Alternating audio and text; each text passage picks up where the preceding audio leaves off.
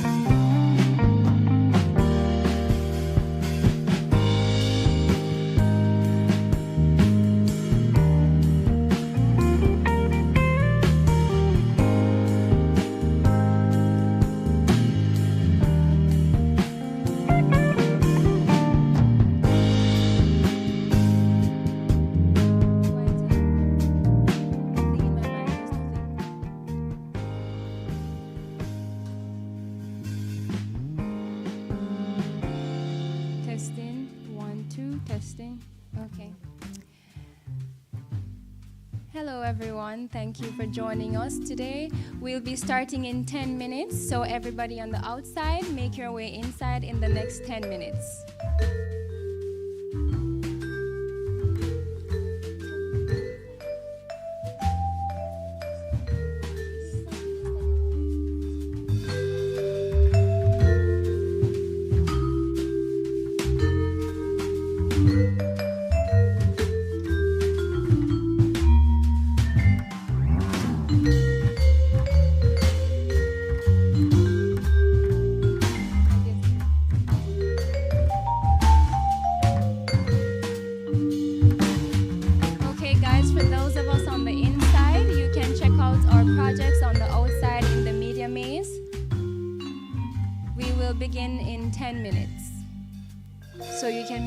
Back inside in 10 minutes.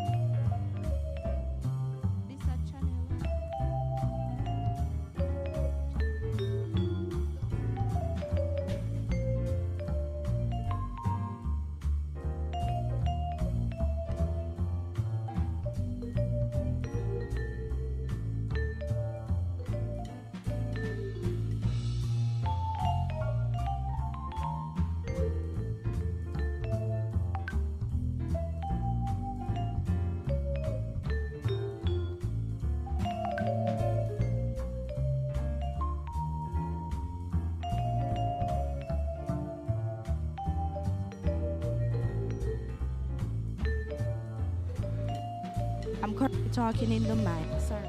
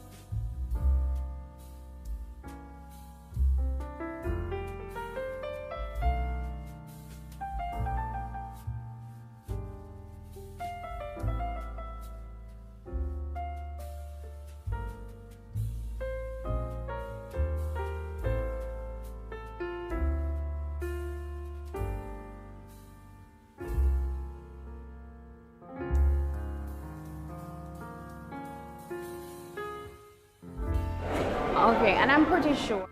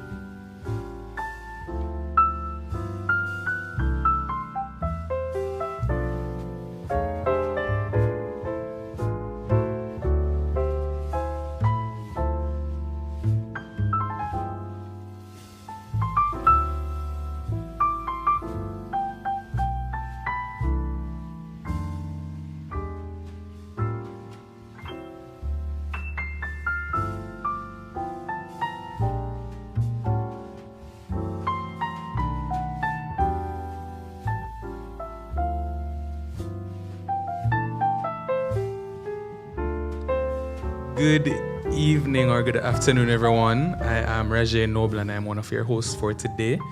This is just by way of announcement that we are about to commence after the playing of the national anthem, which will happen shortly.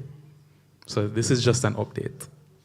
So we're asking all persons from the outside that are enjoying the media maze so much that we worked so hard to produce to just make their way on the inside so we can get the show on the road.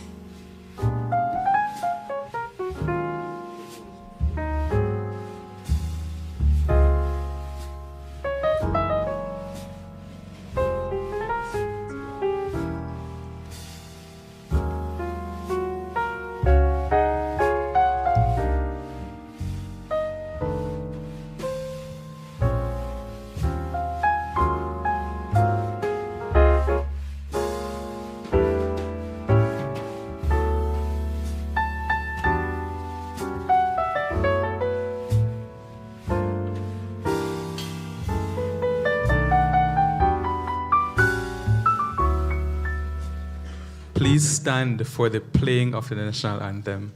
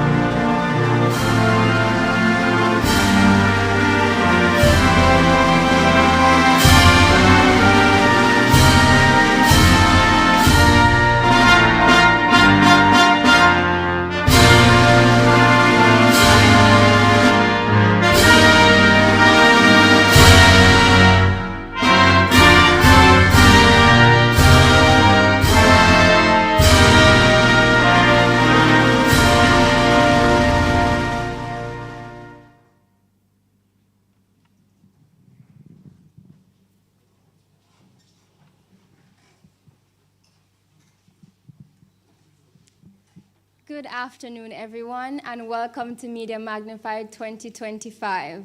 Are we excited, cohort of 2025? Yes. Okay. Well, in every heartbeat of each individual beats the rhythm of creativity. In every street corner, every radio wave, every digital screen, stories are waiting to be told. This afternoon, we honor our aspiring media professionals who were brave enough to tell these stories. Welcome, distinguished guests, faculty, students, friends, and our online viewers to Media Magnified 2025. I am Roger Noble. And I'm Nishka Noble. We're siblings. A joke. We're not. What you're about to witness right now isn't just a showcase. It's a celebration of imagination, resilience, and dreams made real. And trust me, these creative minds didn't just focus. They zoomed in, reimagined the whole frame, and guess what? They add their own caption for a little oomph of inclusivity and originality. Well, for those of us who are on the outside, I'm sure you've seen the posters, so that's just one bit of it, and also the projects that we have on display. So our students, or my classmates, are very much creative. I was extremely proud and in awe the entire time watching and the entire experience unfold. Yeah, it's truly impressive. When I just started, we were online and now we're face to face. And we've seen what everybody can do, who's good at graphics, who's good at writing, who's good at film, and our producing team and our floor team. All of this is Bacat students, my classmates. So I'm excited to be a part of this year group. Exactly. Not to mention our online viewers, because we can't forget about you, who Miss Ashika Gutzmer took on a tour, which allowed them to be immersed in this experience. We couldn't do this entire proceeding without her. Well.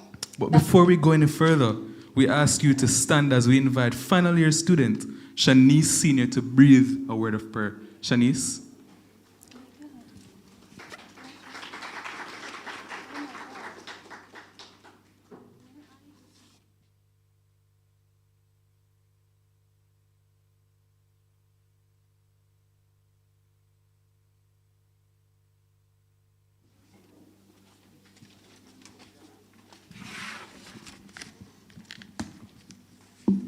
Good afternoon, everyone. Please join me in prayer as we give thanks to the Lord for keeping us and for bringing us here. So, we can begin.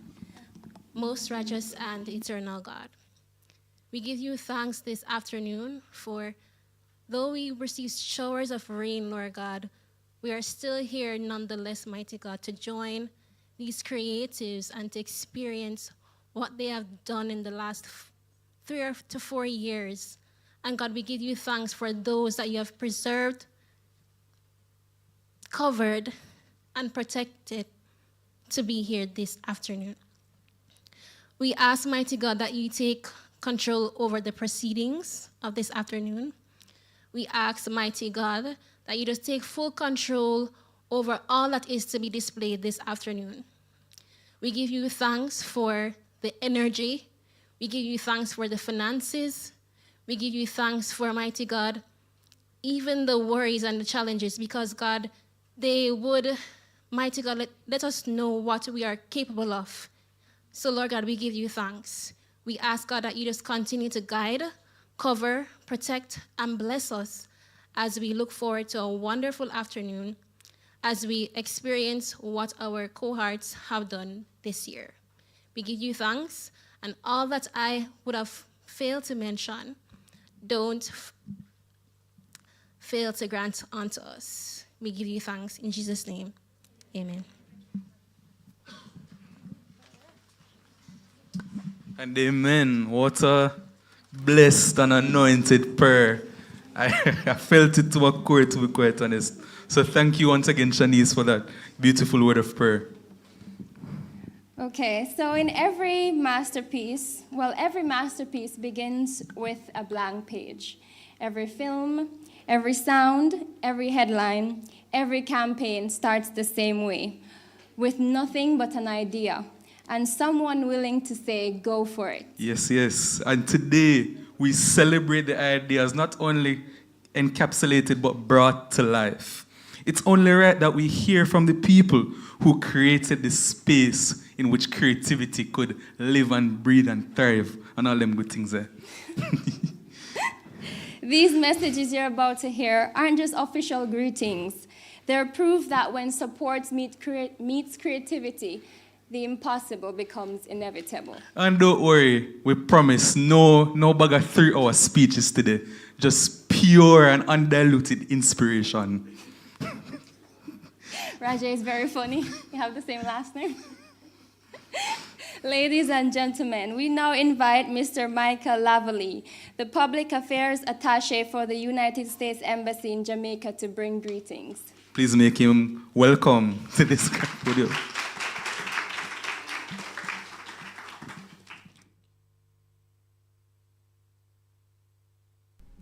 All right. Thank you so much for that wonderful introduction. I very much appreciate it. I know the rain has put a little bit of a damper on the day, but looking at the energy involved in those wonderful media projects out there, and the fact that you guys have, as was mentioned earlier, when you first started here, You were dealing with masks and online and all of that, and you've come out of that shining and glorious and ready to take on the world. So I know you can, a little rain isn't going to dampen anybody's spirits. So thank you very much for being here. I will start off by acknowledging Dr. Granville Pitter, Acting Vice Dean of the Faculty of Education and Liberal Studies, Mr. Andrew Smith, Program Director, Bachelor of Arts in Communications, Art, and Technology, other distinguished guests, students, and especially soon-to-be graduates of the class of 2025. Good afternoon. Okay, I just told you how much energy you have now, so okay. And I know there's a little gaps here, but good afternoon. Good afternoon. All right, thank you. It's truly a pleasure to be back with you for this year's Media Magnified, and this time in person. And hopefully, I'll be so much better than my video last year.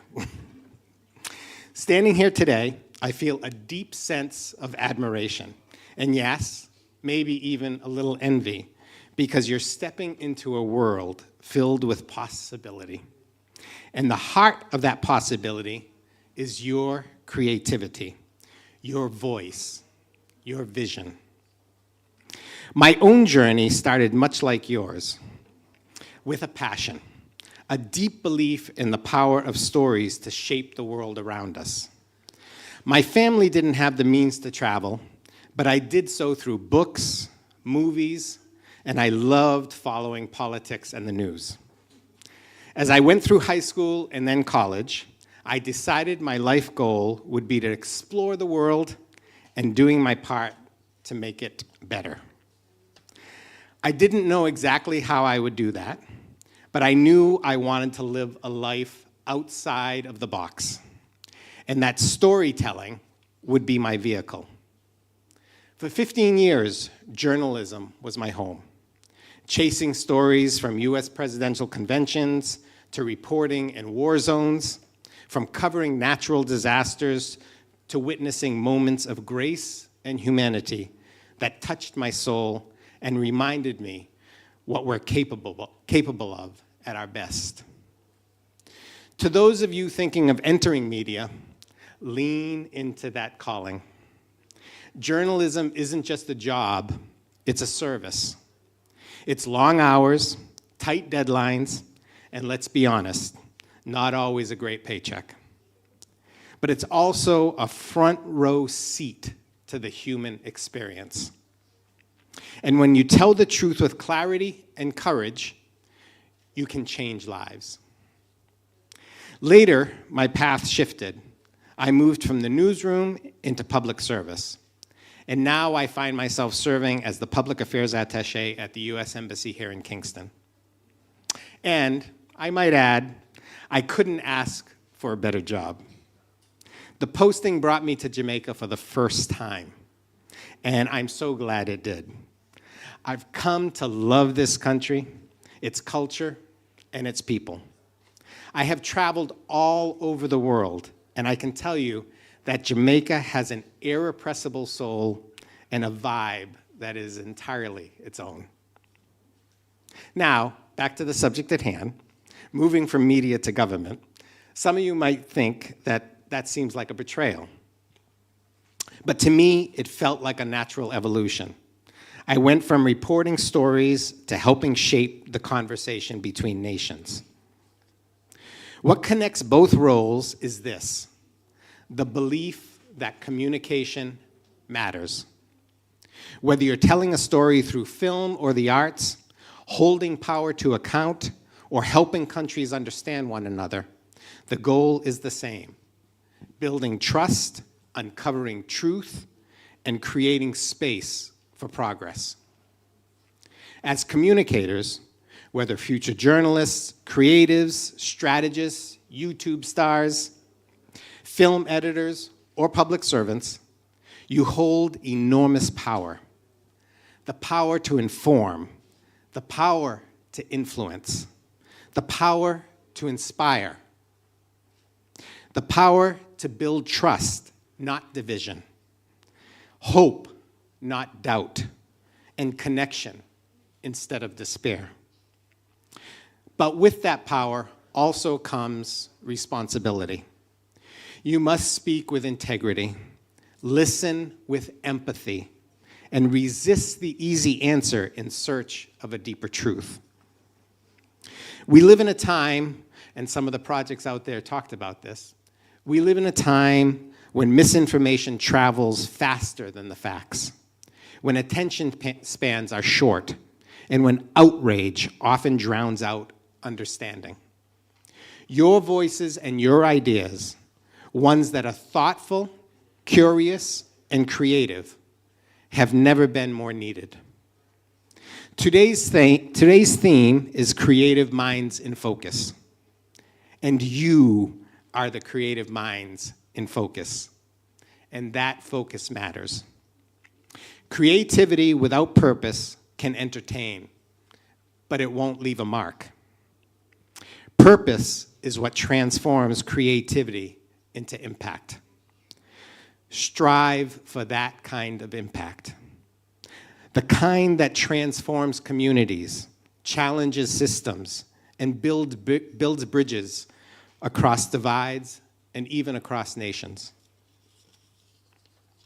At the U.S. Embassy, we believe deeply in the power of young people to lead and create change, not just in your own communities, but in shaping Jamaica's future. One of my favorite quotes is from Mahatma Gandhi: "Be the change you wish to see in the world." I'll say it again. Be the change you wish to see in the world. I want to challenge you today, not just to remember those words, but to live them. Don't wait for someone else to fix the problems you see in the world around you. Be the person that starts something. Be the one who tries. Be the one who dares. And always remember, one person can make a difference. So as you move forward, I hope you carry with you the passion that brought you to this point, and the courage to keep creating, keep questioning, and keep growing. Always look to learn, because I know I may be old, but that is what keeps me feeling young, always learning. Tell the stories no one else is telling. Spotlight the beauty, the grit, the complexity of Jamaican life.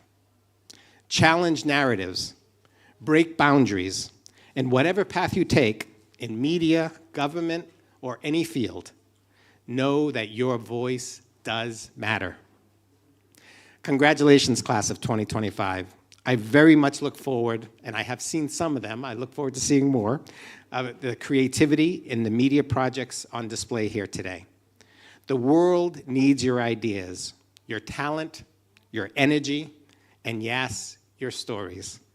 Go out there and make them count. Thank you. Thank you so much, Dr. Lavalley. Yeah. So, thank you so much, sir.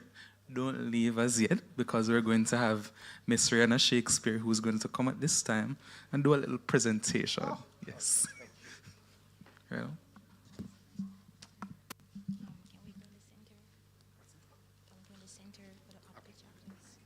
So I'd like to use this opportunity to thank you so much for taking the time to come and join us today at our media exhibition, taking the time to present to us such a motivating and impactful message. We really appreciate you being here, and we'd like to have you for our future exhibitions. Thank you very much.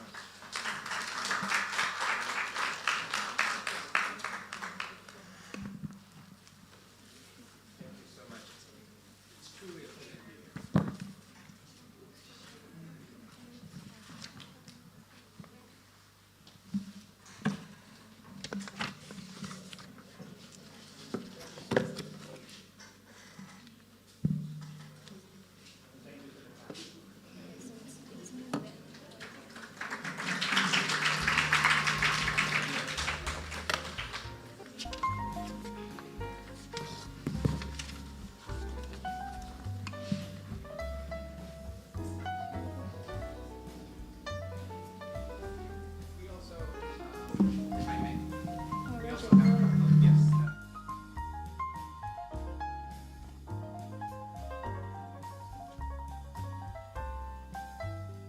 Hello? Yeah.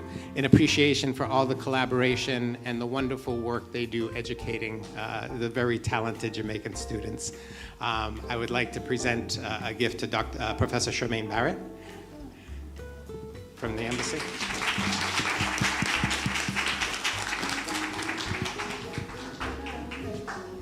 Thank you. You're welcome.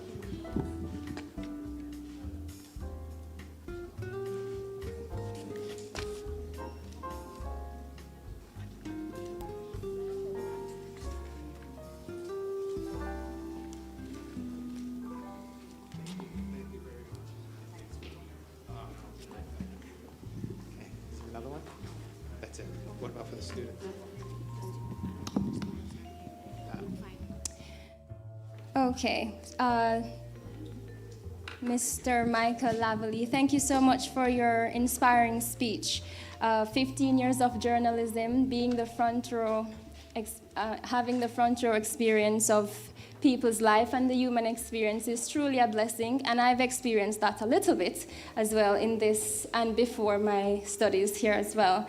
So I want to say thank you for that. And communications, I know it sounds like such a simple degree, and guys, creating this exhibition today, everybody's word was communication, communication, communication. We know how important communication is and what it's the bridge through in every degree that you're going to do in every walk of life. Communication is important and imperative. They're the same thing, but still. So thank you, Mr. Michael Lavallee. So right now we're supposed to be hearing from our president, Dr. Kevin Brown, but he's not in today, and he sent his regards. So we'll be hearing from our acting vice dean of the Faculty of Education and Liberal Studies instead, Dr. Granville Peter, as he brings greetings.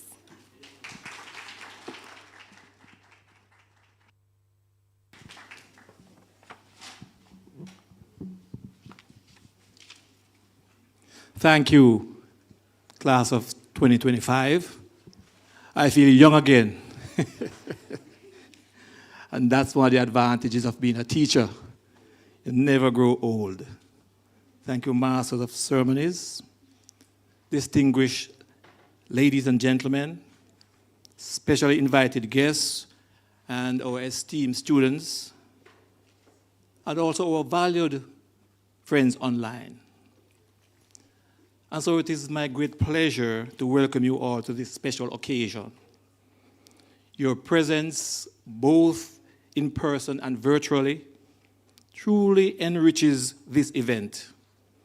And as we are honored for you to join us today, I especially want to extend a heartfelt greetings to the fourth-year students of the Bachelor of Arts in Communication, Arts, and Technology. As you showcase your capstone project, under the theme, Creative Minds in Focus, I want to say congratulations, because this is the first time in the history of the program that they have never asked the faculty for any financial resources.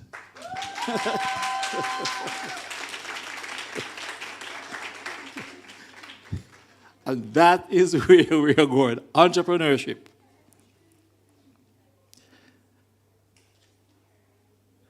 So this really demonstrates the unprecedented levels of independence, resourcefulness, and entrepreneurial spirit. And I understand that there are over 49 projects outside for us to view. Isn't that amazing? Your ability to capitalize on the meager resources that exist, your organizational skills, the way you design this project shows clearly that you are ready for the future. What do you say? Indeed. The Bacat program stands apart from all other programs of its kind because it is comprehensive and there is a blend of theoretical, practical, experiential, and hands-on learning for which the University of Technology is well known. Throughout your 4 years, you have immersed in a curriculum that merges academic rigor with real-world application, equipping you to become not only scholars, but also creative professionals ready to make a tangible impact on your country and the wider world. Whether your focus has been on journalism, advertising, public relations, and film, etc., you have benefited from a flexible study plan, expert mentorship, internships, and in-house media projects that mirrors the realities of the industry.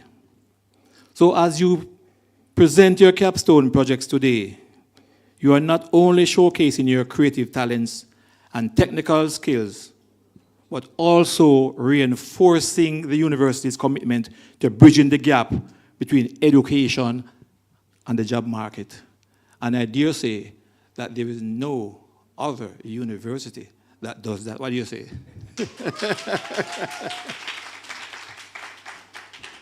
UTech is known for creativity and our hands-on training. Very good. Your journey has been guided by Mr. Joshua Paul. Is he here? Joshua!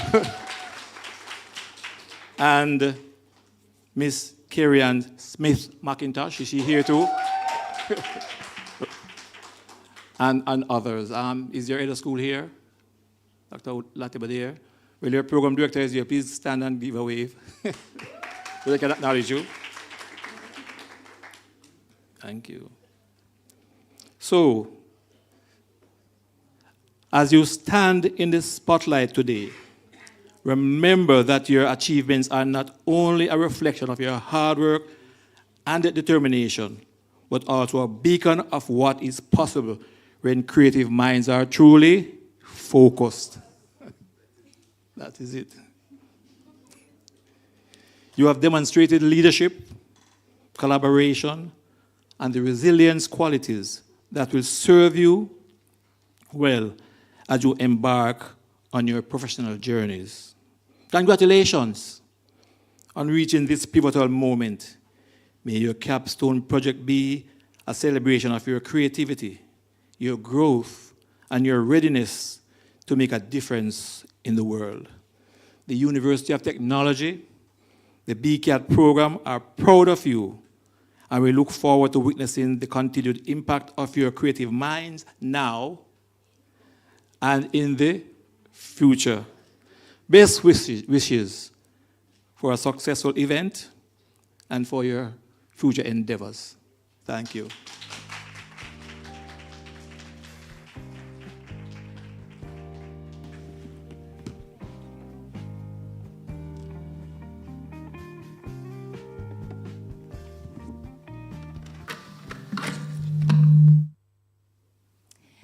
Thank you, Mr. Peter, Acting Vice Dean of the Faculty of Education and Liberal Studies. We are entrepreneurial. We don't beg money because we can do our own thing, right? Good job, guys. So right now we'll be hearing from the Acting Vice Dean, the Acting Vice Deputy President of the University of Technology, Professor Shermaine Barrett.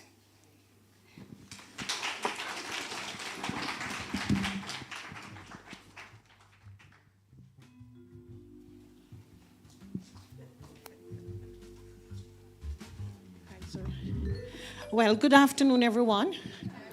And it is always a pleasure to be here I want to acknowledge Mr. Mike Lavalle. So I hope I didn't murder your name, but I tried. Colleagues, friends, students, it is always a delight to be here. And from the mere fact you heard her say, Miss Shermine Barrett, you know I wasn't on the program. Okay, so I apologize for her. But anyway, for me, it is a pleasure, it is a joy that the president didn't come at this time so that I can speak to my students who might even know me. But I am speaking to you, whereas I'm addressing you as the deputy president and provost of the university, I am here speaking as partly for 2 years of your studies, your dean. So as the dean of the Faculty of Education and Liberal Studies, it was always a joy to be on this day here. Last year when I walked in the room, many persons said, why are you here as deputy president, dean, or mother? Because my daughter ended last year and she was in this space. And it was a joy, a lot of buzz. So when I saw the rain today, I said, no, Lord, no. The young people work hard. They want their show to go on. I want to say that Media Magnified is one of my look forward to programs. It's an opportunity to see the creativity of our students and to enjoy the fruits of your hard labor. I have spent years saying it is hard for the Bacat fourth year students because I'm aware that you have what I call the practicum, and you have final project, and you have Media Magnified, and it's a lot of demand. And so I want to congratulate you on getting to this point. I want to acknowledge, yes, clap yourselves, please. I want to acknowledge Mr. Joshua Paul. Where is he? Because I can't even see him, because he's not even tall. Yes, I find you. Yes. And whomever else have worked with you over the time. I know it has been stressful, but Mr. Paul, you know what is the sweetest sound? Because I've always said, Mr. Paul, they need to raise the funds. They need to raise. So I am pleased to hear that you have done so. So I hope it was a false report. Not at all. Yes, I'm very, very pleased. You know why? Because it's not just about you raising funds for yourself, but that's another skill you would have in your pocket. Because our Mr. Lavalle spoke about being in public service. Well, you know the people in public service need funds, and they better know how to raise funds. Not him, but the ones they serve. You know, the prime minister, the president, the such. So that's a whole area that we need to learn. And as she said, we don't beg. What you said you do? We are entrepreneurs. Well, there's a whole philanthropic field. And as young entrepreneurs, you have to know how to make the ask. And that's what this helps you with. It's not about begging. It's about developing those skills to make the ask. When you have your ideas, when you have your new project, you have to be able to raise your funds to do what you want to do. UTech is about preparing work-ready graduates. And we do that in a lot of ways. I want to say congratulations to those of you who will receive awards today, and to those of you who will be showcased on these white chairs. But I also want to acknowledge each of the 42 persons. That's what I heard. There are 42 displays on the outside. If there are 40, how many? If there are 49, that means there are 49 fourth-year students, because it's not a joint project. And so I want to acknowledge you, each one of you, and to congratulate you. So all the best for the rest of the show, and it is a pleasure to be here.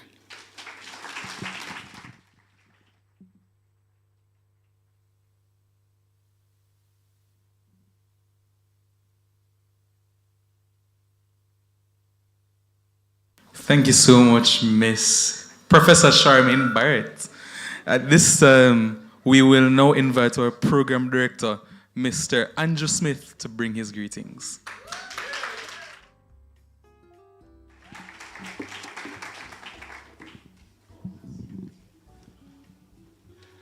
Good afternoon.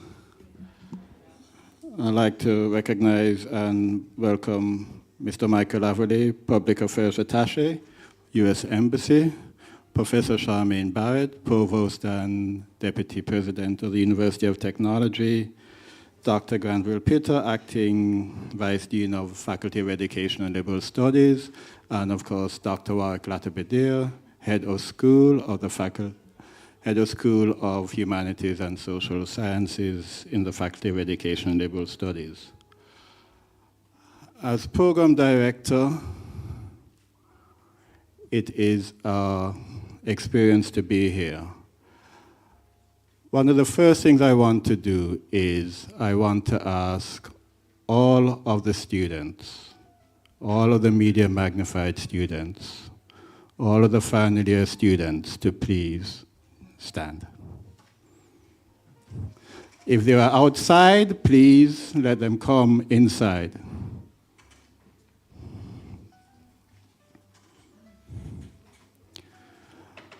These students have spent at least 4 years. I first met them online in Zoom, teaching them photography via Zoom. And they came in the midst of the pandemic.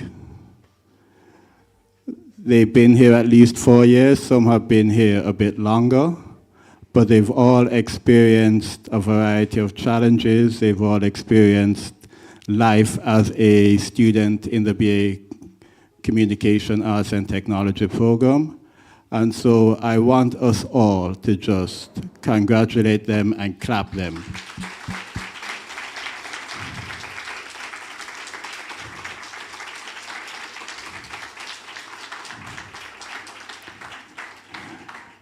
We know what you've been through, and we congratulate you for making it this far. And in November, we will be there as you take the stage. Congratulations.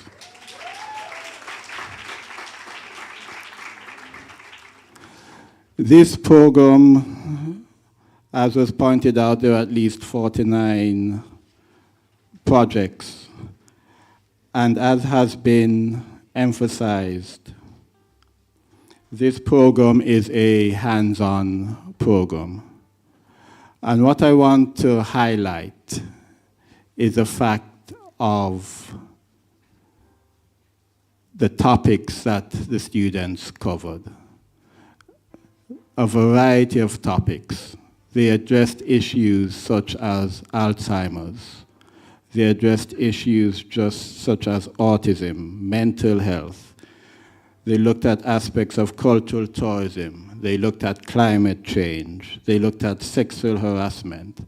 They looked at issues of empowerment, both male and female empowerment. They looked at solid waste, disposal, pollution. And they didn't just look at the topics. They used different platforms.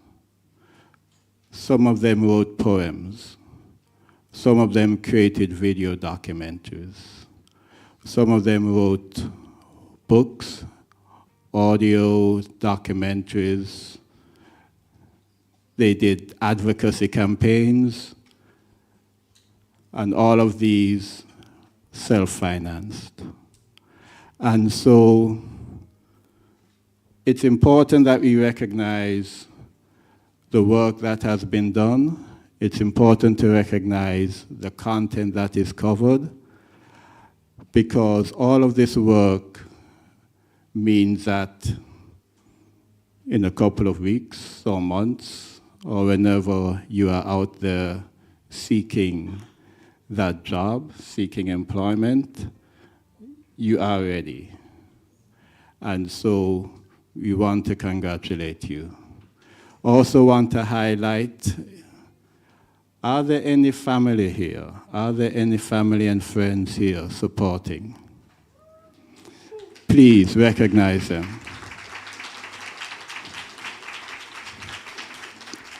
Because what we are in the Bacat program, we're a community. We're a community of communicators. We're a community of creative communicators. And this community involves family. It involves a support system. The support system, yes, it does include us as staff.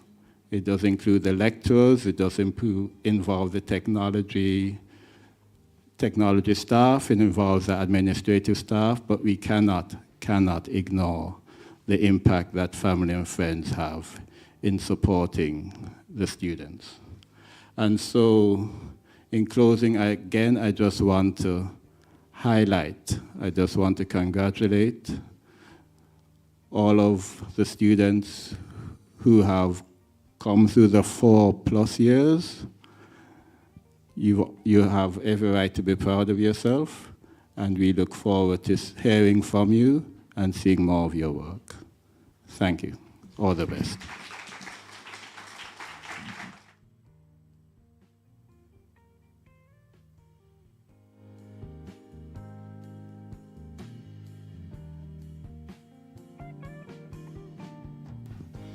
Thank you, Mr. Smith, for your encouraging words and your support.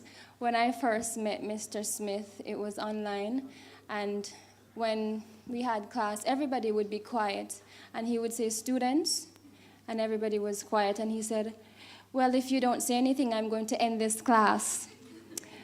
He did end the class. Exactly. Because what's the point of talking if nobody's talking back to you? He supported us on my first photography thing that I did. He helped me get a camera to go do that. And I've seen him help Jada. Jada did a wonderful project, a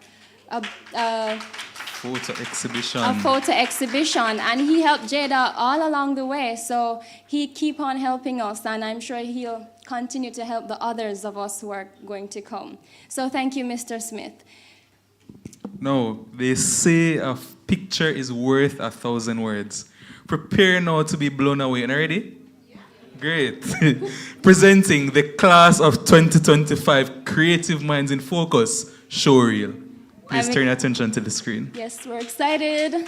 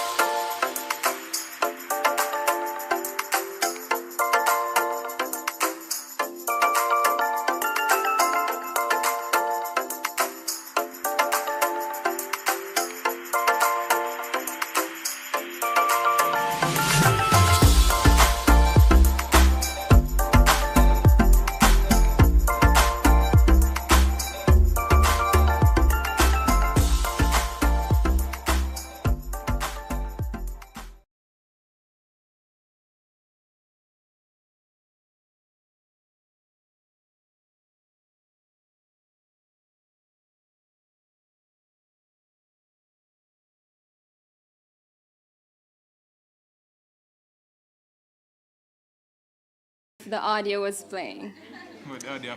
But that's okay. So you've seen all the projects and the names and the faces of the projects.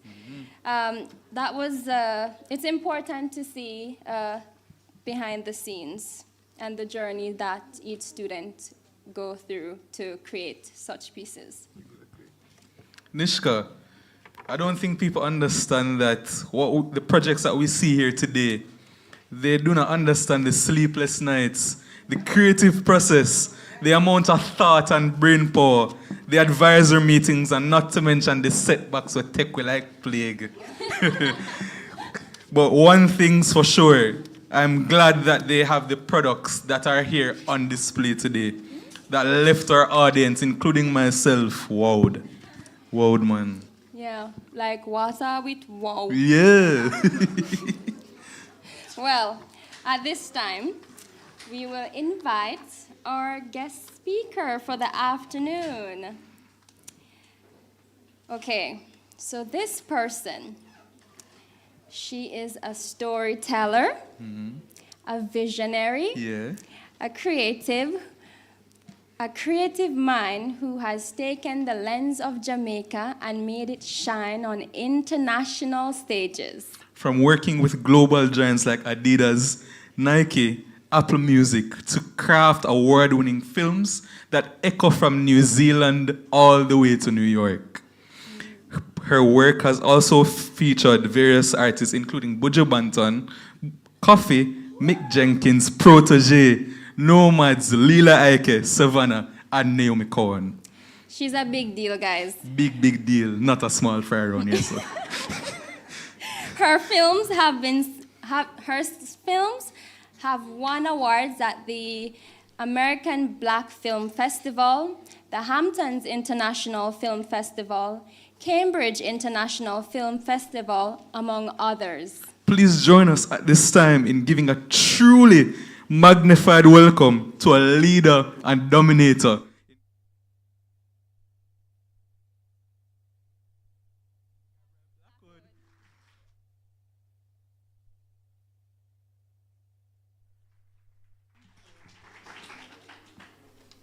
Wow. Thank you very much. All protocols observed, but especially thank you to the students and congratulations to the graduates. Thank you for having me. Thank you for that introduction. And I hope that introduction was a part of the 20 to 30 minutes I've been asked to speak for. So 20 to 30 minutes is essentially 2 short films or a very long one. It's about 20 minutes or 20 pages into a screenplay, or inciting incident should happen somewhere about now or should have happened previously. It's about the time I get as a DP on set to eat, and I'm talking about 20 minutes or less, not 30 minutes, because by that time they expect us to set up lights and be ready to shoot while everyone else eats.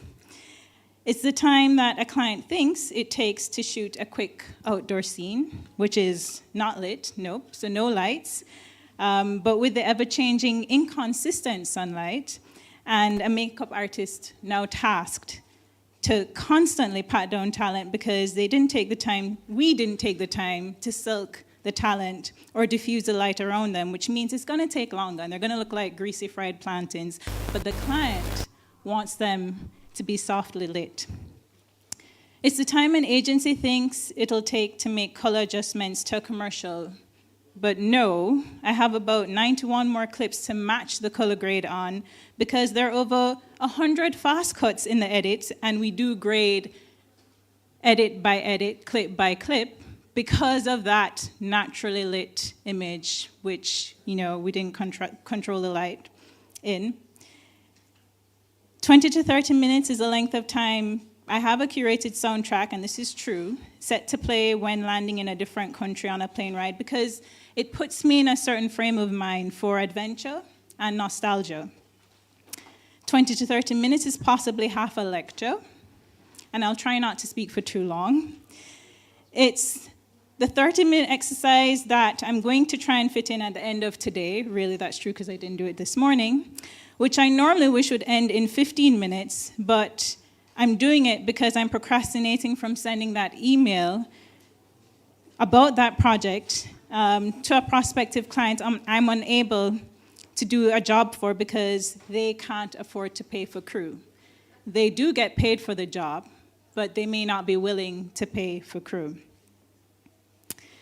Don't get me wrong, they really want to work with you, or they really want to work with me because, they're like, we appreciate your eye, you have some talent, we respect your eye, but they just don't want to pay for crew. And this is the same crew that has mouths to feed and other jobs to do. Speaking of food, my stomach in 20 to 30 minutes may grow, TMI. Because my digestive and nervous system needs to be absolutely clear before speaking for this long, and I assure you it is not. 20 to 30 minutes is also the amount of time it took for me to do an MBTI test before this, which says that my energy level in about 5 minutes will deplete. Can you tell I'm spiraling? These are literally some of the thoughts in my head for the 20 to 30 minutes it took for me to respond to the email that asked me to speak here for 20 to 30 minutes.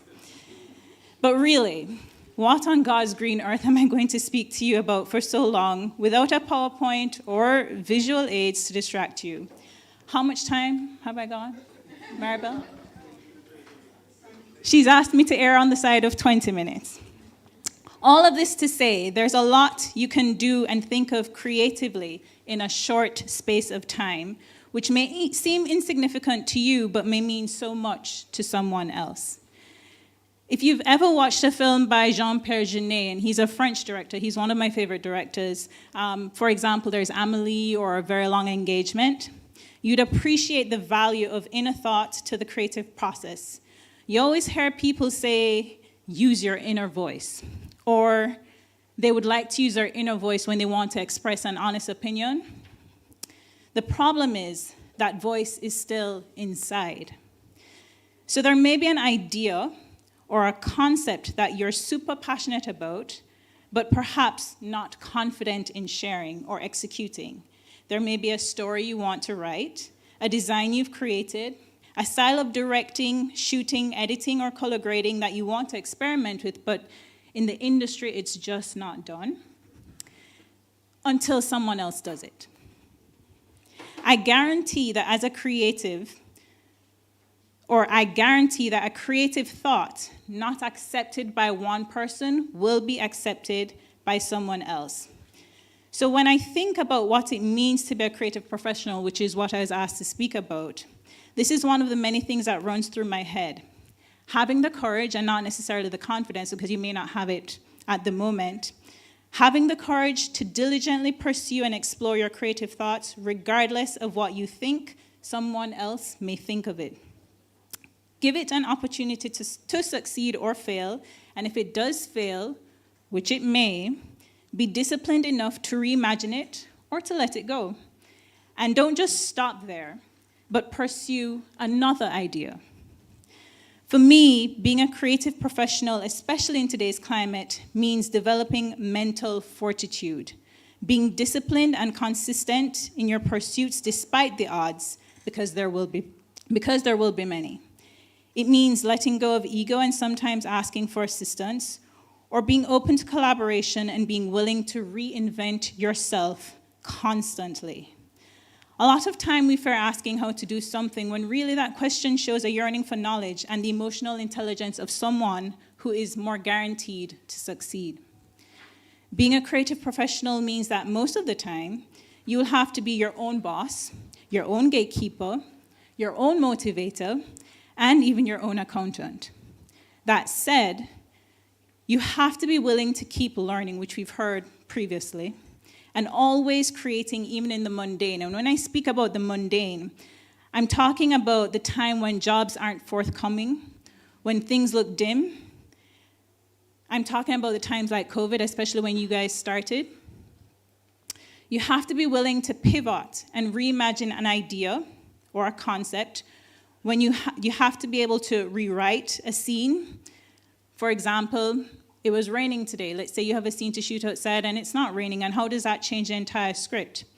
Or perhaps an actor has fallen sick, or a location was changed at the last minute, or perhaps you're bored by the repetitiveness of your work. Creativity is constant, is change, and we have to learn to adapt. I remember one of my favorite cinematographers, Vittorio Storaro. He's an Italian cinematographer, and he's won Oscars for Apocalypse Now, for Reds, for The Last Emperor.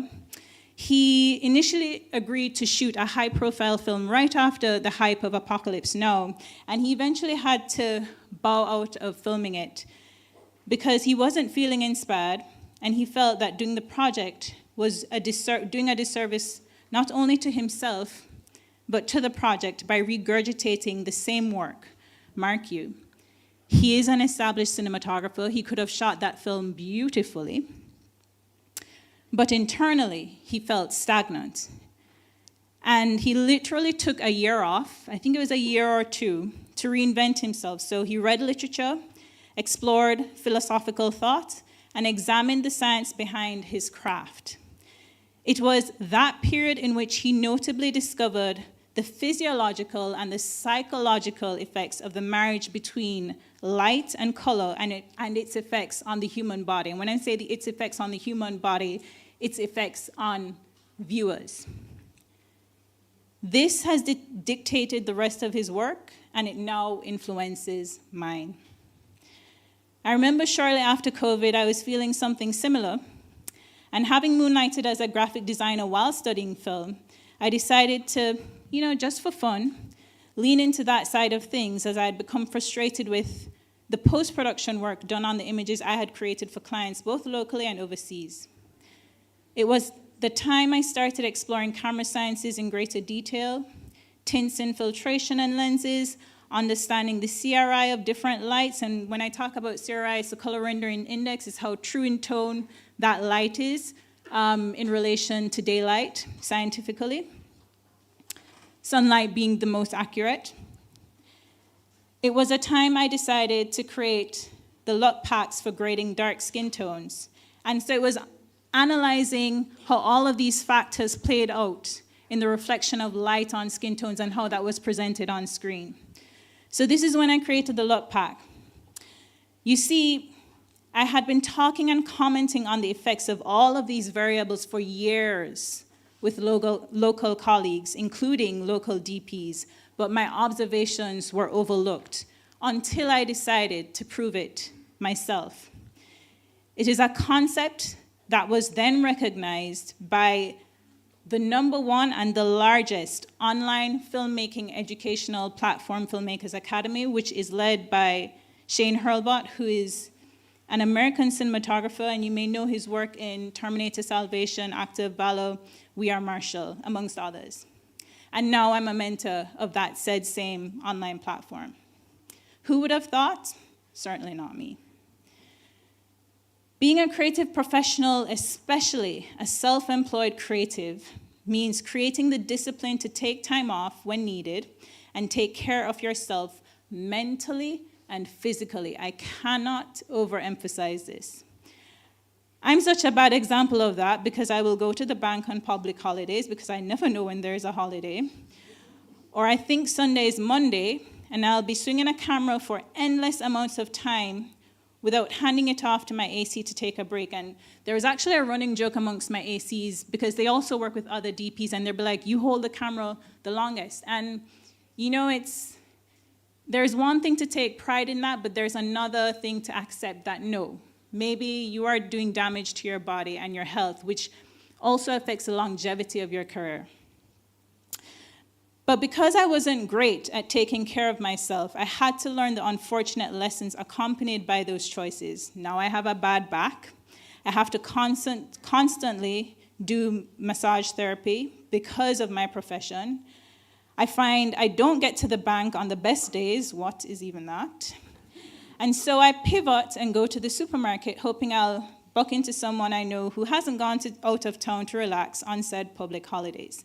I'm now an expert in knowing which supermarkets are open on public holidays. Fact.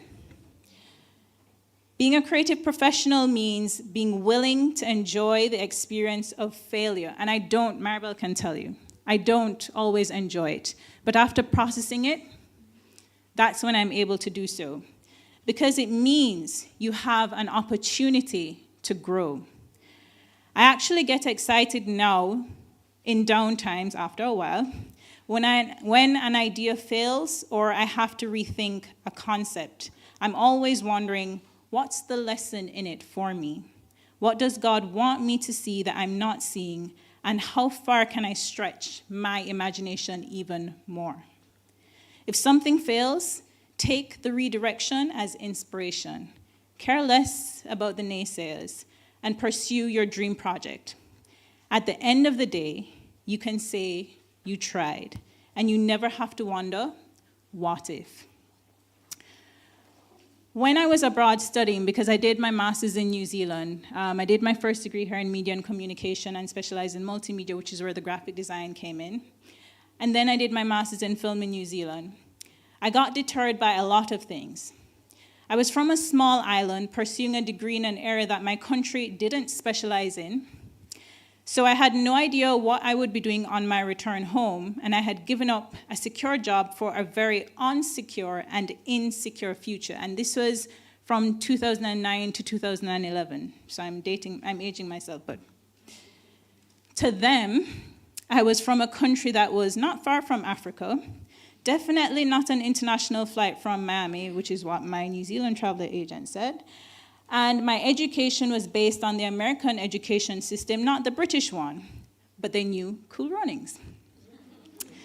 Sometimes I feel we Jamaicans know a lot more about everywhere else than everywhere else knows about us. So basically, no one knew anything about where I was from, and no one expected anything from me.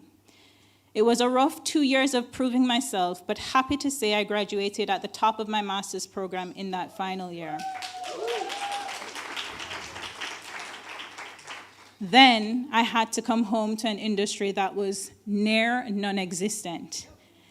It wasn't even close to what exists now, which may not seem like a lot to you guys. But in my time starting out, there was no film program or any film initiatives. There was no JAFTA, which is the Jamaica Association for Film and Television. There was no WIFT-JA, which is Women in Film, Jamaica. There was literally nothing. That happened after I returned. But then what happened after I returned was I came back. I got myself involved in Who Was Here, and we created JAFTA. And I was the first president of JAFTA. But following that, but this is not just a solo effort, let me just highlight. But following that, we have now created a lot of initiatives to the point, and I remember this and it made me feel fulfilled, where there was someone I was mentoring, and she was doing film studies in China, and she came back. And she said, she doesn't know how we existed before, because now she has JAFTA and she's, all of these organizations that she can go into and relate to and reach out to. But, prior to that, we didn't have any of that. And, that really opened up my eyes to the level of growth that we've achieved over, I would say, the last 15 years in the Jamaican film industry. So I had studied directing drama in New Zealand, which means I basically knew how to direct features and actors in features, and write feature-length films. But no one here had the budget to shoot feature-length films, and the commercial world would, at times, yes, hire me to direct stuff, but otherwise use in-house creative directors already on the payroll to direct projects. At that time, there was no value placed on a director with experience. The person they were willing to pay was a director of photography, which meant I had to now pivot, which is this whole constant reinvention of yourself. But then, being a female director of photography was completely unheard of this side of the world in Jamaica and the Caribbean, and it still is. But as you know, the rest is history. In truth, there's a whole other 20 to 30 minutes I can talk about that experience. because that has been a journey. But best believe with the odds stacked against me in the field of cinematography, I made sure I knew the job of most, if not everyone else within my 2 departments, because you are the head of the 2 departments. You're the only person on set who's the head of 2 departments, which is the light and grip and the camera department. So I made sure I knew the job of most, if not everyone else in my 2 departments on set, because I was determined, 1, not to be caught lacking, and 2, not to give anyone an excuse to say a woman couldn't do it too. Speaking of fighting the odds and using failure as inspiration, there is this expression, and I keep talking about this to people. It's the expression which says, big fish, small pond, which literally means someone who is popular or influential in a small arena of expertise or within your direct environment. But I challenge you to think of it this way and consider how advantageous it is to our situation as a small country with a small but burgeoning film industry. If you make a name for yourself relative to your small pond, you have a much better and larger or greater chance of making a name for yourself as a small fish in the larger international bigger pond. Trust me on this. I have lived this. When someone needs an established, experienced Jamaican or Caribbean national or Black creative with certain skill sets for a project, you will be the first or one of the first people they will call on because you have made a name for yourself in your own pond. Also, having worked with both local and international crews on local and international projects, what's outside or what's foreign isn't always better. And that's something I think we suffer, that train of thought is what I think we suffer from a lot as Jamaicans, at least a couple years back. Anywhere I go, I'm always telling people about the skilled technical crews we have here on the island. Why do international productions have to bring in foreign HODs to a job that we are very much capable of doing? Also, we can create our own filmmaking language, our own style of filming, something that is unique to us, that is unique to Jamaicans, that is unique to the Caribbean. How do you think Hollywood was developed? How do you think film in Europe was developed? How do you think Bollywood, Nollywood existed? Film in Latin America, and especially now even more so in South Korea and their television and film industry. They each offer a unique style of storytelling. And I refer to South Korea in particular, especially as recently I've had to travel there for work. I have literally spent the last 3 years, and this is no joke, silently behind the scenes, been studying their film industry, but more specifically their writing and their screenwriters. It's different from this side of the world, and when I say this side of the world, I'm talking the western side of the world, including Hollywood, which is the directors get acknowledged and the producers get acknowledged this side of the world. The directors and the producers get blamed when a project goes wrong. When the world watches a Korean drama or a Korean film and it tanks, they blame the screenwriter. Why? Because the value of their screenwriting, it's so heavy. The psychology, and this is why I always tell people, always be a student of life. The psychology of their writing, the metaphorical and poetic way in which they write with deep meaning, it's something that I myself am trying to achieve, but it is also why their cinema works and why their cinema is so popular.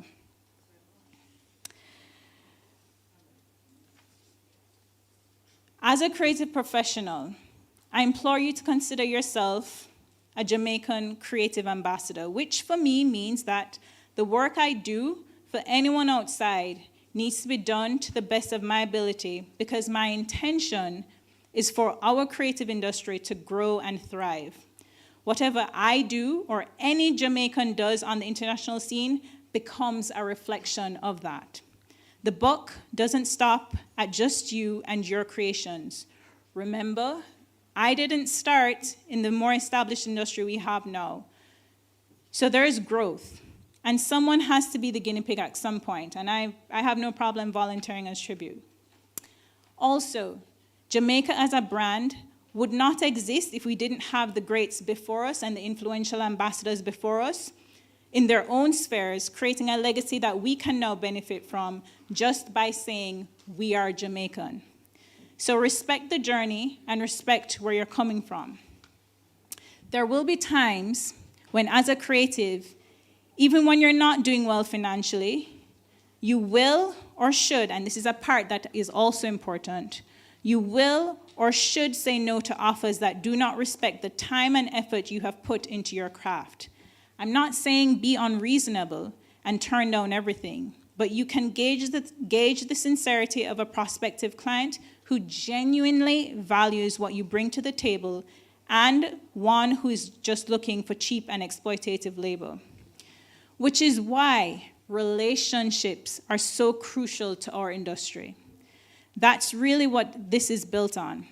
The stories we not only create for exposure, but the stories we create amongst ourselves in our various relationships, in our various conversations.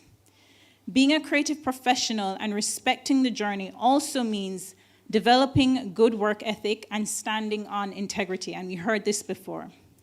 Reputation is make or break in this industry, and character is central to that. A lot of times I choose crews based on a balance of character and skill set. I will refuse to work with crew who I feel, based on personalities, will drag the production down, even if they're considered the best technically at what they do. It's a no-brainer. Media and filmmaking are a team effort. It's a team sport. Why lose work over someone else's behavior or hate going to work because you dread someone's personality, or have crews you know who personally don't get along with each other and therefore won't work well with each other? Building, learning, and refining your interpersonal communication skills is a part of the package deal, which is a part of that. This means being accountable creatively, completing the job, communicating effectively if you're unable to, being punctual, respecting team members' efforts and time, and respectfully handling agreements away from production. If you're the leader of a team or the head of a department, how you conduct yourself filters down and sets the tone for the day and the project. Once again, we live in a small country and in an even smaller industry where everybody knows everybody. Finally, there is only one version of you that will live on this earth. So just think of the unknown, but extremely limited time that you have to achieve what you want to achieve right now, even before your graduation in November. What do you want your life to mean? What impact do you want to make on the world or on the people in your world? Coming up with an idea is inexpensive, but the creative process is ever-changing. The creative process is ever-changing. However, executing is what is costly, and I'm not just talking about the financial aspect of executing it, but if you leave your idea unexpressed, just imagine what the world would miss out on without your creative contribution in it. So don't discard those random insignificant thoughts like the curated playlist on a plane ride, the thoughts flowing through your head while people watching in a parking lot or in an airport lounge or through a cafe window. Don't discard that seemingly irrelevant supermarket conversation you may have had with a random stranger or a long-lost acquaintance, that mutually quick but passing glance at someone on the street. Who knows? The conversation, the look, the storyline, the characters from a scene that was from a failed project may work better in another one. Perhaps consider collaborating with someone creative, but in another sphere of creativity, so not necessarily your specialization. Essentially, hold dear your thoughts and experiences, even some of the bad ones, because you never know what you can create from them and whose life it may change. It may be someone else's, or it may be your own. Thank you.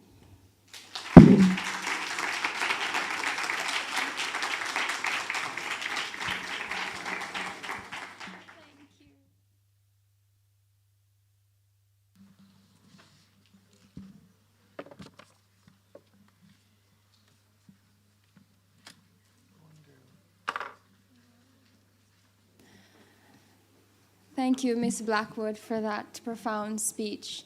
There are so many good things that we could take from that. And I have this quote that I like to say, it's not in you, it's not mine. I don't remember who it's from, but it says it's not in you, it's not on you, it's in you. And if it's in you, they can't take it away. So when they don't know the country that she's from, but still, she graduated on top of her class. It's in her. It's not where she's from, because it's in her. Yes, she worked hard. So having talent is one thing, but talent without putting in the work and the effort, it means nothing, because most of us are capable, but we don't do anything with our capabilities. So with that being said, yes, and one more thing, mental fortitude. I've learned that for the last 6 years, like what I've been doing with my life, one of the biggest things for me is to have mental strength. So having mental fortitude to do anything, it could be something simple like hosting. It's not that difficult for me, but if you or anybody else, you know, you need to have that to persevere. And so I thank you for your speech, and I'm sure we can apply all of this to any aspect of our lives that we're going to be doing, whether it's professionally or personally. So again, thank you. You've literally stolen everything that she said and regurgitated Well, it. you can say more things. She said a lot of things. I could say one more thing that she said. You want to say it? Yes, I'll say. Be ready to change, evolve all the time, because that's what her profession is mostly about. The creative process is ever changing. So that's what else do you have to say? Well, I just want to say, one thing for sure is that she put on demonstration is that you can't stop greatness. And once you unlock that greatness, especially as a Caribbean woman, it's something that big could fish, small pond. Exactly. Great. Yes. It's not in you. It's not on you. It's in you. And no one can stop your creativity. And that is exactly the essence of what we are gathered here today. To see creative minds in focus and to zone in on the important areas as we are students who are looking towards the future. Yes, man. Nobody can dim your light. Me like you. Yeah. Great. Woo! We love Kiba. Representation, man. So we've seen the finished products, but that's not the real magic. It happens behind the scenes, where coffee is currency and deadlines are both friends and enemy. Brace yourself for a focal point into the creative process. So we now turn our attention to the screen for the BTS projects to be put on display.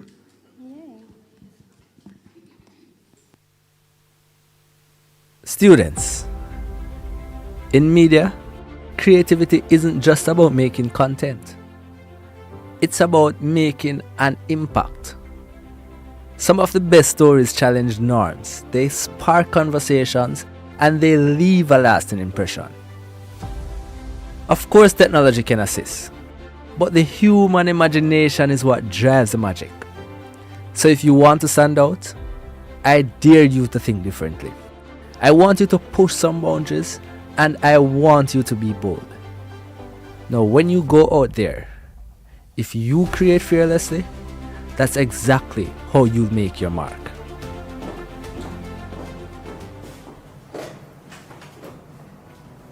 Welcome to Inside the Creative Process, a behind-the-scenes look at how media projects are created. My name is Jada Cohen, and today we join my classmates on site while they work on their projects, delving in different creative formats, such as text and image, audio, video, multimedia, campaign, and so much more. I also asked them why did they choose their formats and what's one thing they would like to say to themselves today on Media Magnified. Here's what they had to say. My name is Shara Stewart. Mikael Nicholson. And this is my media project. So the name of my media project is Grandma and Tuxie, a granddaughter's journey to understanding Alzheimer's disease, and I did it in the form of print. I know that children love their iPads, the different technology that they have, but I wanted something more concrete for them to better understand the concepts of Alzheimer's. So, you have like 7 different activities, resources for them. They have their learning corner. And I believe that with this book, that will be the foundation for them to understand.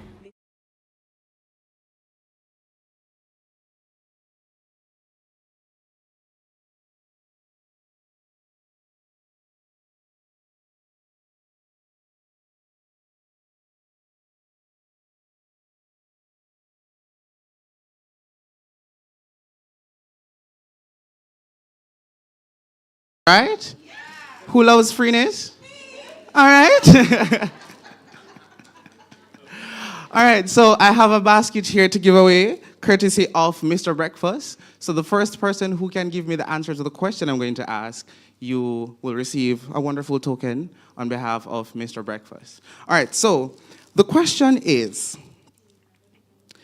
name any two, wait, 1, 2, 3, 4, 5, 6, 7. Name any 3. Yeah, 3. Yeah, I'm fine. Yeah, 3. Name any 3 artists. Right. Name any 3 artists who Miss Gabrielle Blackwood's work has featured.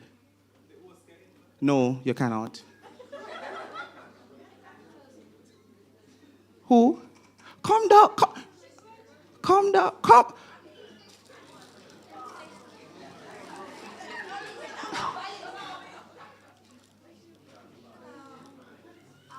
Buju Banton, yeah, Coffee and Lila, yeah, Lila. Lila who? Ike. All right. IKEA. Oh. I have a pronunciation issue. About speech impediment. You gave me about 6 names a while ago, you know. No, a 3 me give. All right, so go again. Buju. Coffee. Lila Ike. All right. She deserve it, people? All right. So come down for your award. We don't have Buju, we don't have Coffee, and we don't have Lila to present their award to you. Okay. All right. I like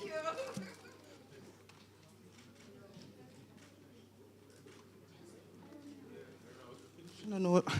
Oh. All right, so round of applause, people.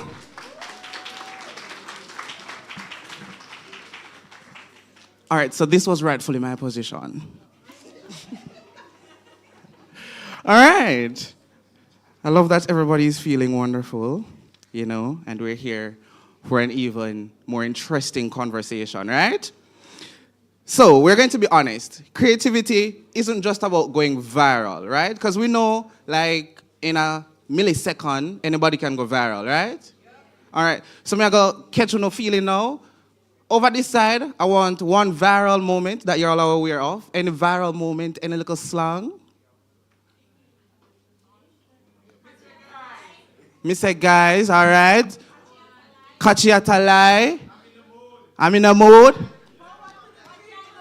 What can go right? All right.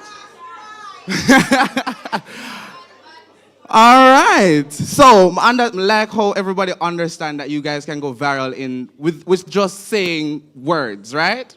So now our panel discussion is centered around the topic, beyond virality and validation, redefining success in the media industry, right? Because not going viral isn't meaning that, okay, fine, I'm a media personality, I'm an influencer, right? We have 1 like on Instagram, 1 follower on Instagram. You're an influencer, right? In your own world, you are. You're influencing 1 person.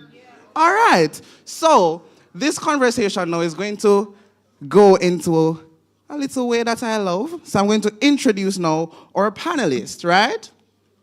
And when I introduce our panelists, I want you guys to give me some sounds, I need excitement from the crowd, right? Yeah. All right. Right? Yeah. I'm your moderator, Omari Wilson. All right. You see, because I know that you guys know me, So that was just a warm-up. So when the international and the big people them come, we're not going to make noise loud, all right? All right. So our first panelist is Miss Dandra Harrison, a communication specialist. All right. Come on down, Miss Harrison. All right, she's coming. All right, love that. Now, our next panelist is Mr. Jamar McFarlane, a filmmaker.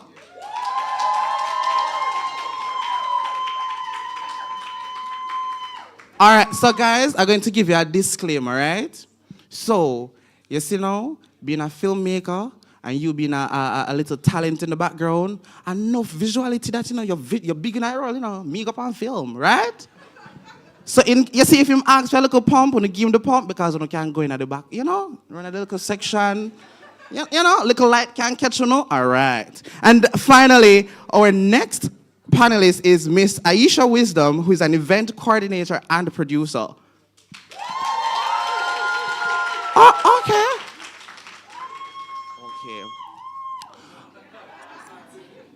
All right. Me dress the part, right? Okay. I thought I was, not well, but I'm dressed the part. How are you guys doing? Starting with you, Mr. McFarlane. I'm doing good. I don't. Set it. Wait it on. All right. Yes. You hear that's a viral moment. Wait it on. It's on. All right. Is that it? Yes. No, I'm feeling good. It's very great to be here. I enjoyed the event. The maze is amazing. Gabriel's speech was riveting as somebody in the industry. So, having a good time. All right. Do you, Miss Harrison? I'm really happy to be here. I just like to say that I think the UTech students are very talented. I was out there, I was looking through.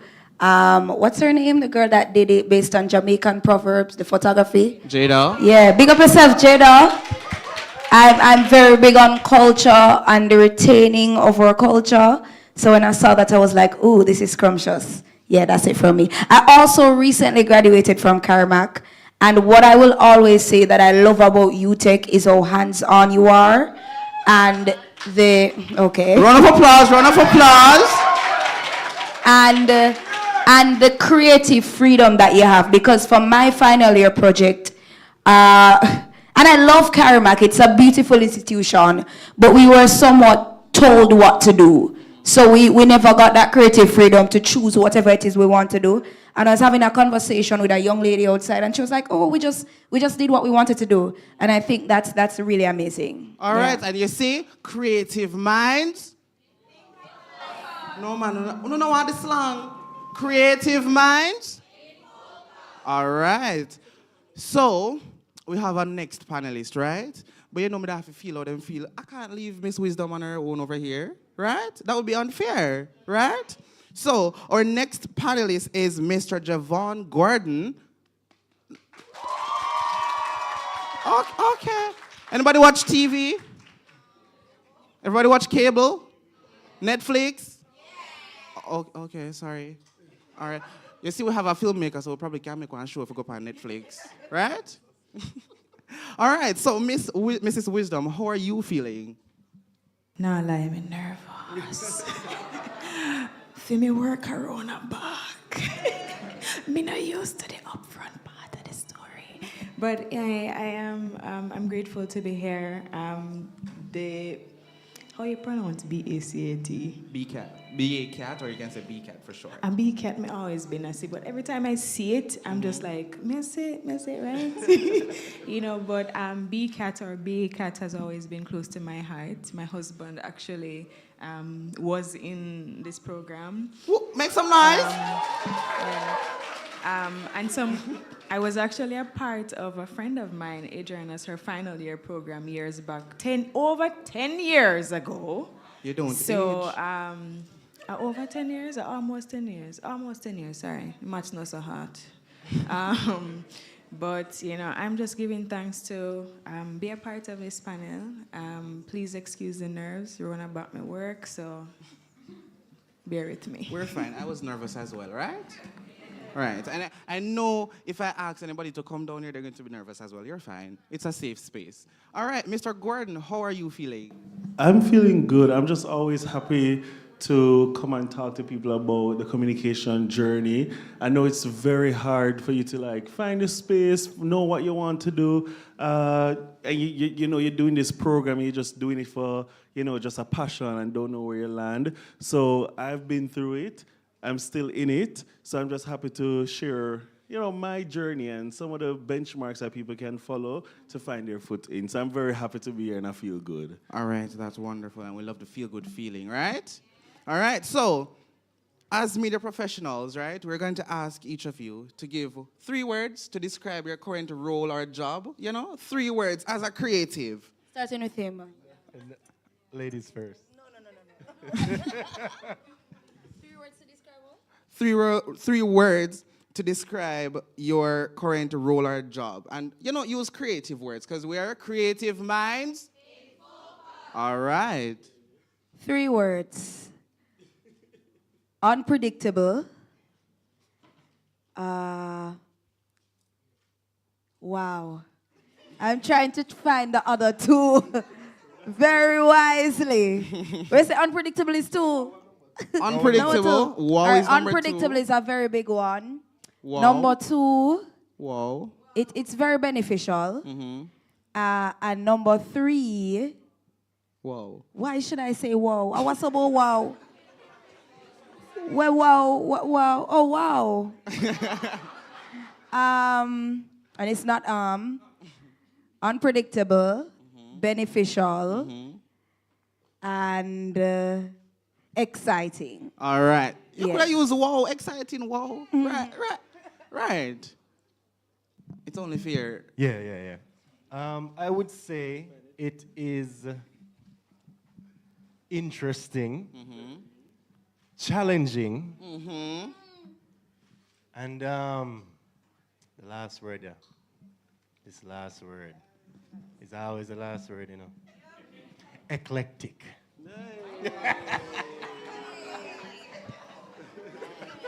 Can I have the origin? Can you use it in a sentence, please? All right, so we're moving over onto my right side.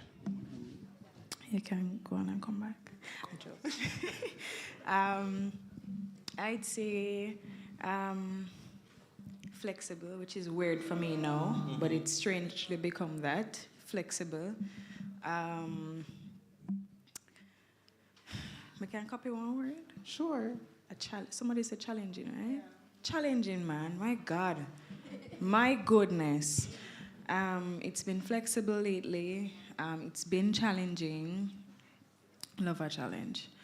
And it's been exciting. It's been very exciting. All right. Yeah. Wonderful. Mr. Gordon, your 3 words. So if we're just using the remits of the current job role, the 3 words that I can use to describe it is very, let me see the 3 words. Exciting. I can use exciting for that. I can also use kind of mind-boggling, like you have to use your head wholly, challenging, yeah. And the 3rd one is, I can use unpredictable too. Unpredictable. All right. So, as expected, I'm a media professional, right? Yeah. So I have to give my 3 words to, right? All right, so my 3 words. Wow.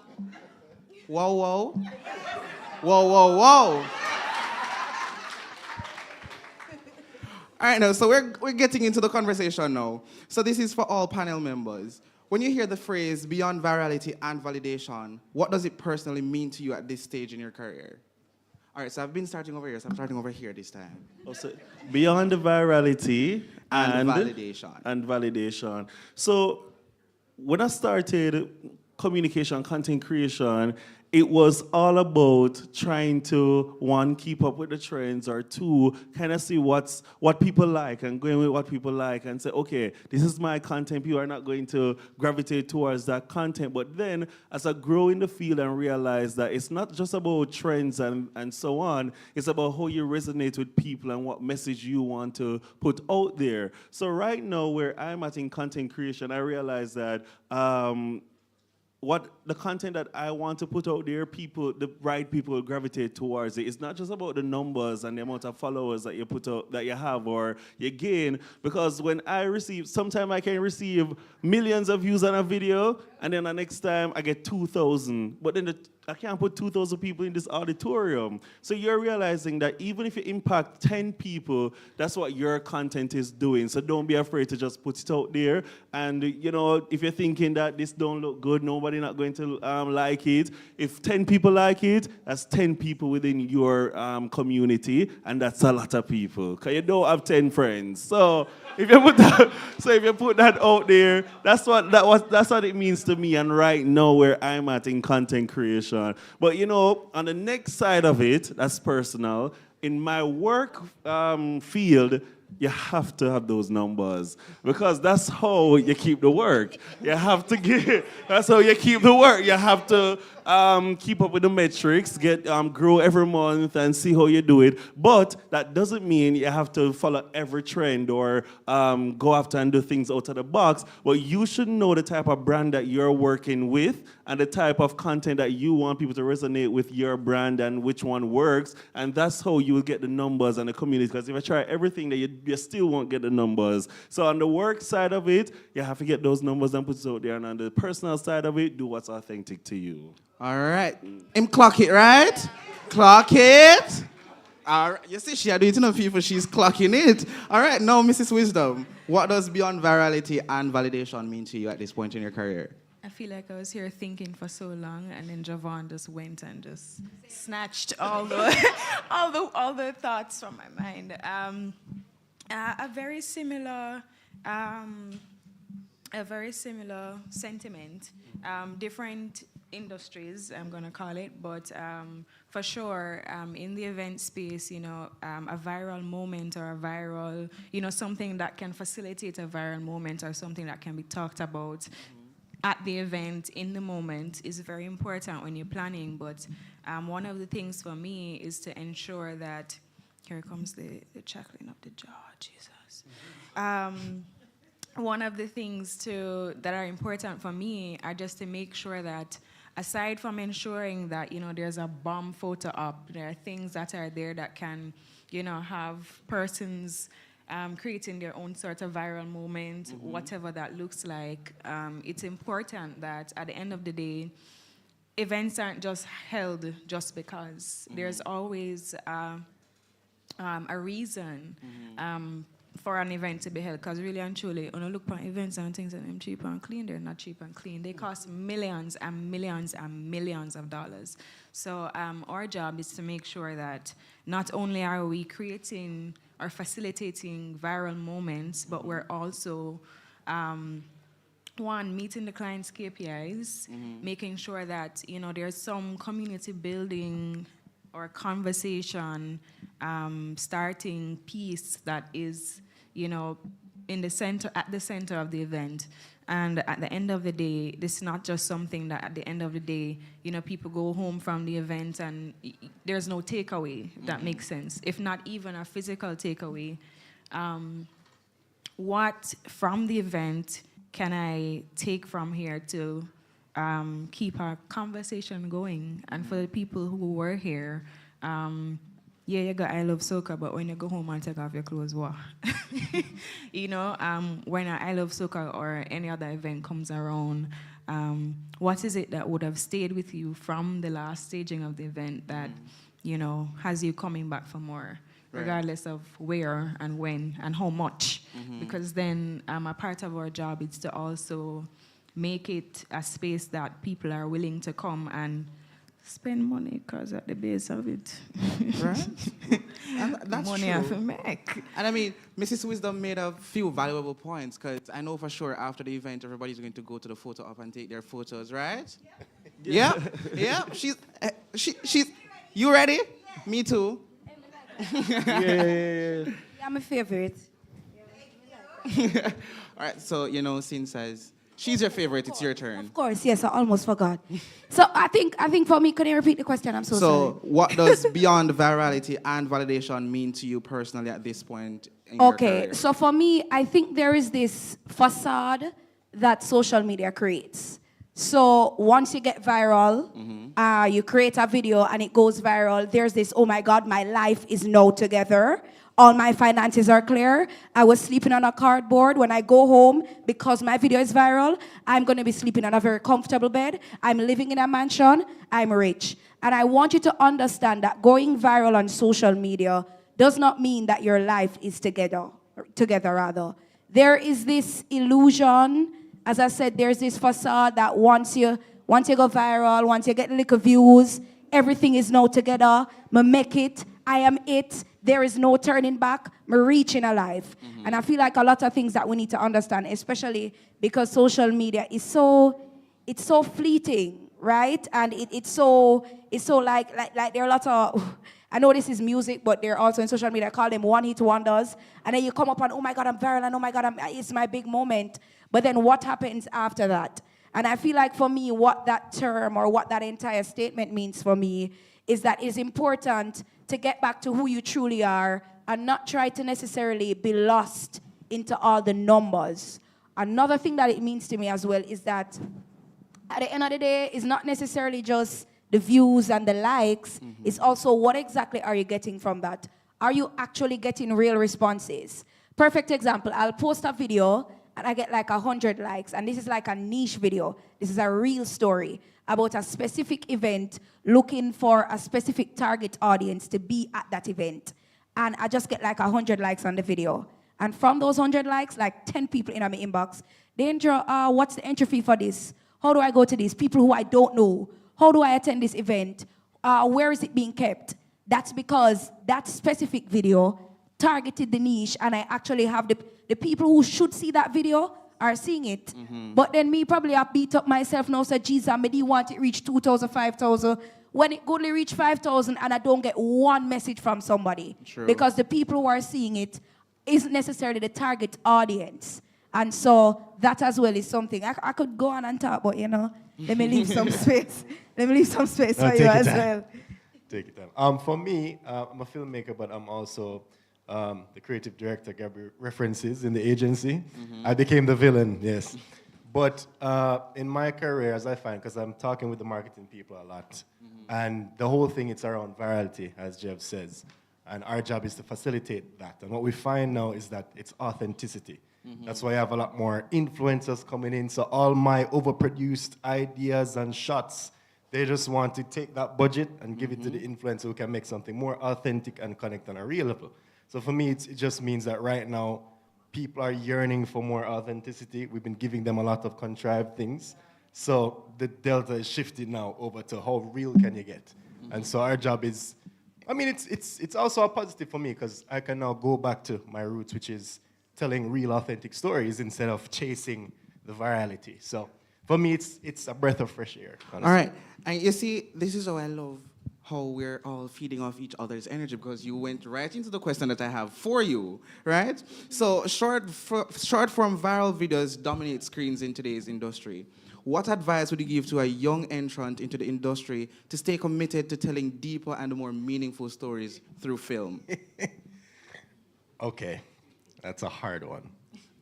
As somebody that spends 90% of their time doing a lot of the agency work, it cuts back to a lot of what Gabby said, and carving out that time for yourself, you have to be very strict and strong in, no, today is my day off and I'm going to use it to, yes, you can gallivant and be careless, but I also have to make sure I take at least an hour or two or so and work on my script that I've been ignoring for how many months and years. And we say it fleeting, we say it like it's easy. It's very hard for me personally to sit down with my ADHD brain in front of the paper and write. But it's often therapeutic. Yeah, man, that's fine. Music is poor. Oh, the mic gone. Hello? Check. All right, the devil now work hard enough. Anyways. But yeah, no, I think that's the key. It's the world is gonna pull you in many directions. You'll get many jobs, freelance, you'll get 9-to-5 work, and it's gonna try and pull you away from the story that you're trying to tell. You have to find a way to not only tell that story, but see if you can use that network. I managed to canoodle my boss into helping to produce one of my films back in 2023. He helped with the budget. We did Jaff the Propeller, and you don't know the money shot. So I said, hey, if I give you a credit and credit the agency, you can give me like a 200,000? And he's like, yeah. I'm like, all right. And that's how I managed to still make an authentic story while working at an agency. So that would be my advice. All right, so, and this is what I want our audience to understand. It doesn't necessarily mean that you have to be out there on the scenes and in the screens, right? Because if the credits alone, the credits are what come up after everybody like off Netflix, you know, right? Who here watch the credits? About 3 people. Watch the credits?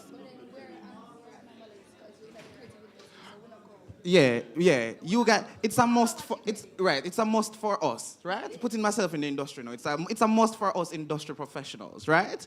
But our regular audience at home, once you see the girl flat out at the end, everybody's all right, cool, what's for dinner? Right? A Marvel movie. All right, so getting what you want, and it comes back to what you want personally from what you set out for yourself, right? Because he wanted his film, and if it means at the credits, I'm going to add 6 people too, I'm going to add the 6 people can want the money, right? Right? And enough persons want to go, when they're shooting, they prefer to go out there. They want Airbnb, they want AC Marriott Hotel room for the night, they want steamed fish and okra for the lunch. Yeah, so it requires money. So I move now over to Mr. Gordon. In a media climate driven by speed and sensationalism, how do you maintain authenticity and credibility?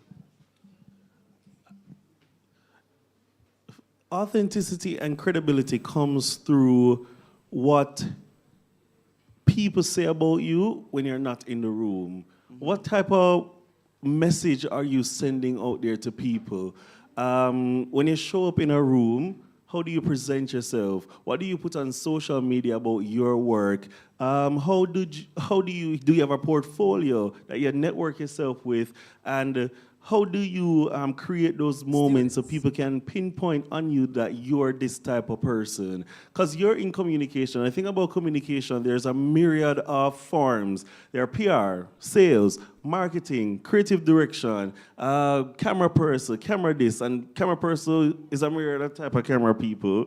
And you have directors, producers. So in communication, there's so many things, and you have to create your niche so people can say, okay, I want him to do my PR. I want him to do my social media. I want her to do my videography and photography. So because of how fast-paced communication is, if you're not at the top of your game, then you will be left at the wayside. If you're not at the top of your game and trying to improve yourself every single day at your craft and your skills, then you will get left behind, because that's how fast-paced communication is. So when you're not in the room, how you present yourself, that's how you kind of solidify yourself with authenticity and credibility, especially if you're going into journalism as well. Every story that you put out there is supposed to be the best story. Every story, don't say, we're just going to write a couple of lines and put it out there. Ensure that every story you put out there is the best one, and try to top yourself every time. Same if you're in content creation, every video that you put out, you say, okay, we can caption this different. Oh, we can say this different. Oh, let me use this type of shot. Let me do this differently. Let me think about this creative idea. So everything that you do is supposed to be better than the first thing that you do. So you can stay on top of your game, stay on top of the field that you want to go into, and you can have multiple fields as well in communication. You don't have to be one thing. But as long as you perfect it every single day, the fastness won't trouble you. Because right now, people in Karamak, they have so, and UTech as well. I'm sorry, I had to, you can talk. People at Karamak and UTech as well. You're learning so many different things. You have to choose which ones you're passionate about, and then you set yourself aside and have a good career path in it. Yeah. All right, and I'm glad you mentioned the different opportunities that are available in media and communications. Yeah. Because even here at UTech, we have public relations, big up all my PR students. We have journalism, big up all my journalists in the making, right? So, some for industry professionals. All right. Yeah, and the same thing you were saying about events. There are so many companies and events that are happening that need people like you, because even in viral moments don't happen because you can create a viral moment, and it's how you twist the story. For example, you have an event and one person probably in the audience put up their hand and they win $1,000, and then they come and say, you know, we need this $1,000 for our house. That company can say, we have given this person an opportunity for a house, this, that, and then but use as an opportunity to go viral because of the human interest in it. You as a social media person, you're running from the back of the room to the front to get that moment, so that person that win the $1,000 and can have a good house. So want to know how to story tell with your craft. That's how you will. That's what resonates with people now. But very human type storytelling. That's what people need and want. That's what people want to see online. Sure, you can. Oh, and as you touched on that, one of the things I don't think we do enough now across the different industries is having conversations with each other as to what these viral moments can be. So, for example, I'm putting on an event and I know which company is going to become, or agency rather, is going to be coming to cover, yet I don't really sit with them and have a conversation as to, okay, this is what we're expecting the program to be like. These are the kind of people that we're expecting to attend. Out of this, what are some of the things that we can do to support you in making sure that these viral moments, are captured? What can we do to facilitate and even encourage viral moments, Instagrammable things that not only support the longevity and probably, the repetition of the event, but how this is viewed on social media and on other platforms post-event. So, not just looking at it in a vacuum of your own industry, but as partners, as collaborators for an event, how we can help each other to make sure that the event as a whole not just is viral, but surpasses that and is a part of a conversation, a bigger conversation for years to come. Yeah. All right. And I mean, you see, conversation, communication, relationships. She answered the question that I was going to ask her, right? But we're not going to get past the fact that Mr. Gordon mentioned $1,000. You have $1,000 to give anybody in the audience? Anybody in here wants $1,000? Is it US, Canadian, England, pound? In kind. In kind? The words. I'll give 1,000 words. An Instagrammable moment. Yes. A viral moment, right? Because it's a big deal, right? You're taking Instagrammable moments with media professionals. It's not every time we get the opportunity of having these persons sit with us in the same room, right? Most of the times we see them either on the opposite end of our screens or through our televisions. So, or not at all. Or not at all, right? Or not at all. So now I move over again to my this side. This side is very Left, your left. Yes, my left. Right hand across your left breast. Right. My left. It's a viral moment. Sometimes I forget which side is the left, which side is the right. Which hand is your right? Same. My right hand. Just remember that the hand you're right with is your right hand. And the next one is the wrong hand. So the hand you're right with is your right hand, and the opposite one is it's fine, it's okay, it's fine. All right. Yeah, it's okay. All right.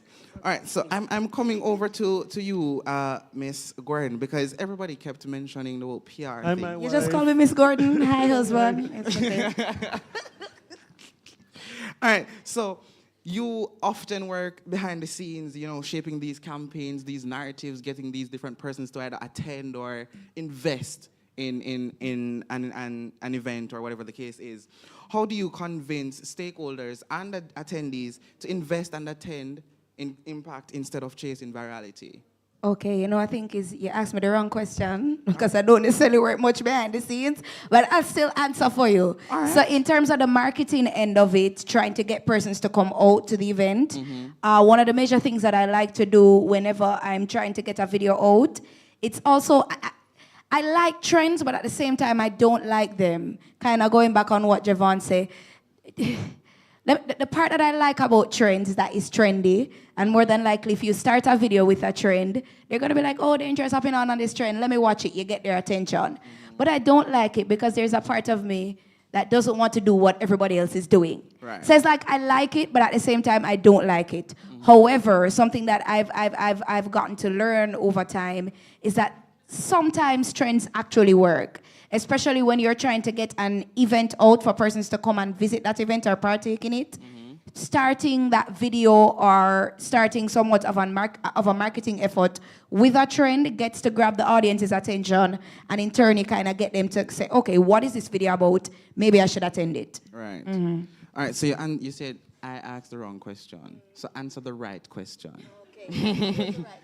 So the right question is, you work in front of the scenes? Okay, in front of the camera. In front of the camera. Right. Sorry, scenes, camera, light, camera, action. Right.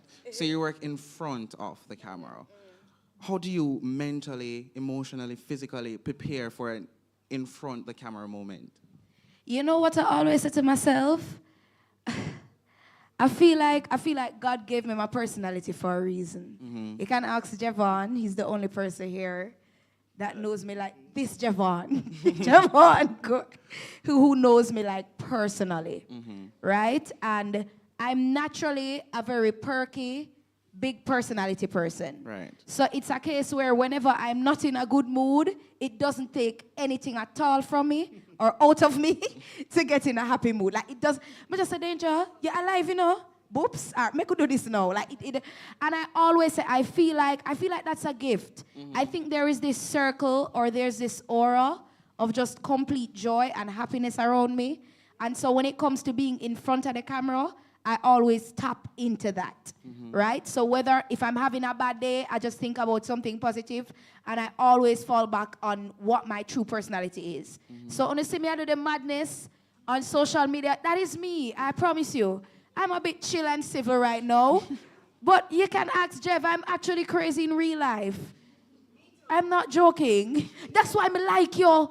That's why when she makes me like, this is my people. She crazy, she mad. You understand? And so when it comes to being in front of the camera, something that I always have to be grateful for is that I naturally have a personality for it.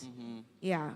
And I mean, that's a very good point, because some persons, it's like forced for them. And when you're natural, it comes off easier than when you have to force it, you know? And when it comes off easier for our viewers, they're more receptive of what we're saying, you know? Because us as individuals, and this is me coming outside of my industry profession right now, us as individuals, when we watch a moment and it seems forced, the first thing we say, but she look like them forced her to do it, or him look like them did all him at gunpoint for do it, you know? But when you are just natural, it's free flowing, you know? You speak what you have to say, and you know, sometimes you don't have to study. I just want to add to that, and I think it's very selfish of me. As much as I have the big personality, for those who don't have that big personality, it's very important, and this is where the mental health conversation comes in, that you ensure that you're mentally at a place before you go in front of a camera. Right. Because I promise you, if you're going to fake it, I need a little volume on the mic, thanks. I promise you, if you're going to fake it, the audience is going to realize that you're faking it. Right? So mentally, for instance, if you know that you have an event to host, I think I was talking to Javon recently, and he said he had an event to host, and he tell me, say, oh, Danger, don't eat. Or I don't remember when he just said something to me, like, I was like, Javon, eat? He's like, no, I don't, when I'm doing these things, I don't like to, whatever it is that you need to do to get into that zone, everybody has their own process.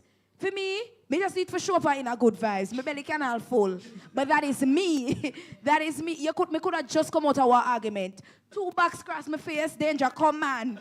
I'm in at the vibes again. Right? But not everybody has that ability. And if you know that you have a public appearance or you have to be in front of the camera, just ensure that mentally you're okay before going in front of the camera. Because I promise you, if you fake it, it's going to be very clear to the audience. And everybody can't act like me. So that everybody can come fake it, but goodly depressed now. I don't see it. I'm just saying. No, nothing like that is going on. But I'm just saying, it's very important to ensure that you're mentally okay before going in front of a camera. All right, and I love that we're having this conversation, because many persons will just put on with nice clothes, you know, order it from Shein or Amazon or wherever we need to order it from. I don't know. I don't know. Or Timu, or I don't know, you know. Fashion Nova, Mars, you know. You may never know. Downtown, you may never know. So now we're going over to the event planning aspect of it. How do you mentally prepare for an event? Me alone in the dark room. Really and truly, there is a moment where me really just have to lock with myself. Me not tell no lie, cause to be honest, during every single event, during setup, from you deal with the man them, to the point where the talent is on site, to the point where your client is on site, after you've set up everything and they're like, oh, you remember the 100 by 40 the way you put on over there, so the trussing, 100 by 40 foot trussing, with the tent up on it, where them have to pull up with chain hoist and sleeve block. I wish we could have shifted that 20 feet to the left. Ma'am, we're there upon the ground 3 days now. I just come after the things. So it takes a serious level of mental preparation. And I have a child. So when me go home at evening time and Lily say, Mommy, bedtime tonight is 1 o'clock. If it's 1 o'clock, the done say, it's 1 o'clock. Work with it. So, you know, it involves, you know, just making some time for yourself, setting aside some time. You have to do it. It is non-negotiable. Setting some time aside to prepare your mind, you know, for those challenges that come, because you can plan and plan and plan and plan and plan again. But there are going to be challenges that arise on the ground. Talent are going to come late, and you're going to have to shift up your program that was set in stone. You have people arriving, you know, to the nerves are gone, you know. My God. No, you do it, Danger. You did okay, it. I'm fine. Are you the same with the nerves? Cause like I feel like I'm sitting here and you remind me of myself before me they make the people them tell me say I'm enough and I need to go sit down over one corner around. Right. I used to be in pageantry and JCDC and all that. Sports, you name it, me used to out there do it, right? And authentically be myself. But then in high school, I went to all-girls school, so you know where I go. And when the Hampton School for Girls, just saying. Country. Anyway, but, you know, while you spoke, it brought me to a self where I was back in my space where I felt so much more like myself, because here was another person who was, at the time, I had a big personality. At the time, but they just need to show up and me that I can't break my vibes, you know? But, you know, I allowed people to kind of bully me into smalling up myself. So I know this is not the topic, but no make nobody tell you, say, not you, I believe you. I believe you. I believe you. I see. I believe you. So it's important to hold on to your true self. But the one thing you asked me for that is not what I just said, is you have to make space to mentally prepare yourself. And just being adaptable, being flexible, having 20 plans in your head. At the end of the day, you want to go on site and say, the plan is the plan is the plan. But guess what? One tornado or a blow in a stadium. Anything can One happen. Never blow before. Murphy's Anything Law. can happen at any Anything point. that can go wrong will go wrong. So have 100 backup plans so that in the event of something happening, you are not caught, you know, off guard. Off guard, right. You have something around a back. There's always a there's back-end always a backup plan. Shutting up. Yep. So, all right. So in just 30 seconds, Mr. McFarlane, what key takeaways or approaches can help us move beyond the pursuit of viral moments to develop messages that are more meaningful and lasting? In 30 seconds. 5 gone already. It's on. 5 gone. Yeah, no. For me, it's the big part of the conversation is authenticity. Finding stories that connect with people on a deep level, not just the trends. The trends are important and they help us get through. For me, it's when we have a mental block, but I always like to dig deep when a new project comes into the agency and they say we need something fresh. I was trying to find what's going on in society, what's important to people right now, not just what's hot on TikTok. What do people care about? Is it the climate? Is it political? And find a way to weave it in a way that you care. So even if I don't care about politics, I find a thread that an angle that matters to me, and I infuse it into the content. So, yeah, All right. authenticity. All right. So, round of applause for our panelists. That was a fruitful conversation, right? That was a creative mind. All right, I remember, but we're getting there. So we went deeper than just the numbers, the clicks, or the trends. We talk about creativity that leaves footprints, not just fingerprints, right? To our incredible panelists, I want to say thank you all. It was truly an enriching conversation. It was a time. You say, clock it. It's a trend. It's a viral moment, right? So I want to thank you guys for reminding us that real success in media isn't measured in moments, it's measured in meaning. And one thing all 4 panelists mentioned is that we have to be authentic to who we are and what we want to say. So I want to say thank you guys so much. It was a pleasure having you. I'm coming from a photo up from a viral moment shortly. All right, round of applause one more time for our panelists. Thank you guys so much. All right, so now that our minds have been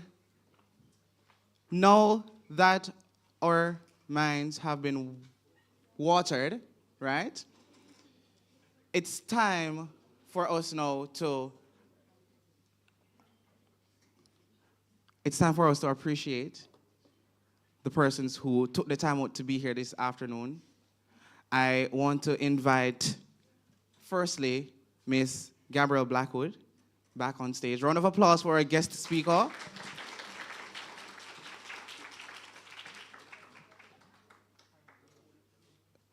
I'm going to be asking, remind me again who was to make? I'm going to ask Mr. Jordan Williamson. All right, you look short, never mind. We're going to ask Miss Brianna Clark. Where are you? Miss Kiba Gordon, please join me down here in making this presentation to our wonderful guest speaker on the conversation that was had, or the food for thought that you shared. You know, as a cinematographer, we appreciate you so much. Thank you for taking the time out to be here. Round of applause one more time.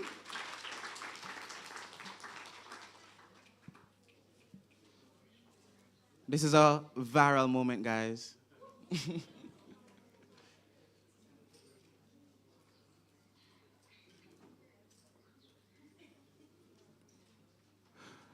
All right, so while the photos are being taken, I'm going to invite Miss Ashika Gutsma to present a token of appreciation to one of our panelists, Mr. Javon Gordon. Round of applause.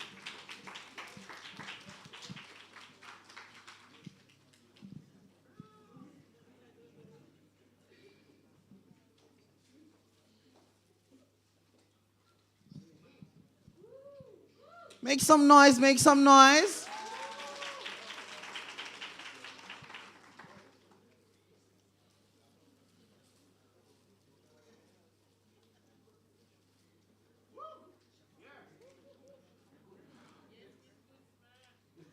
In the same breath, we're going to ask Miss Akil Kelly to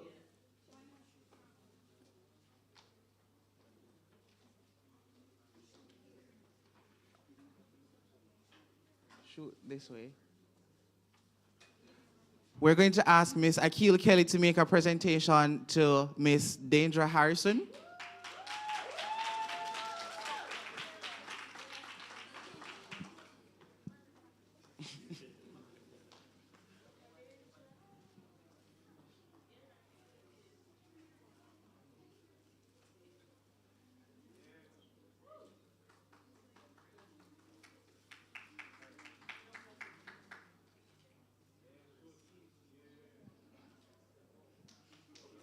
All right, and I'm going to ask Miss Kiba Gordon to come again to make a presentation to Miss Aisha Foster Wisdom.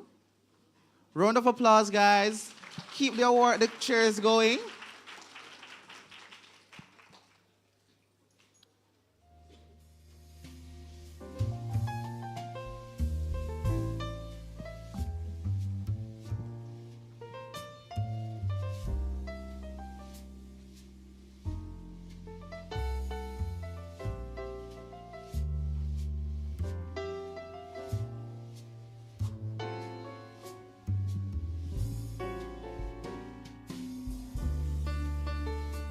Thank you. And Miss Rochelle Francis to make a presentation to Mr. Jamar McFarlane.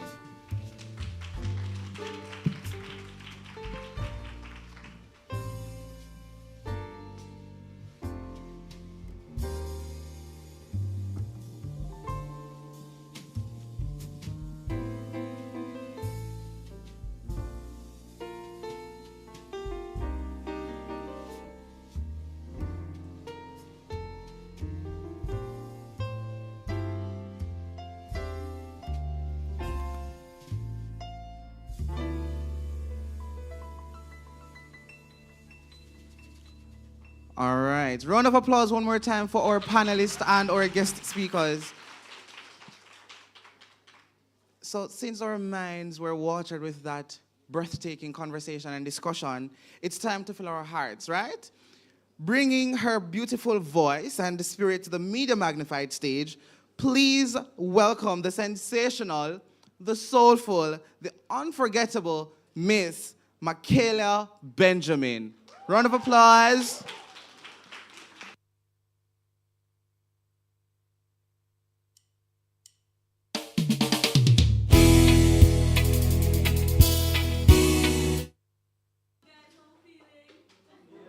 How are we feeling today? Wonderful. So I'm going to do a song. If you know, catch the vibe and sing along with me. Ready? Run it.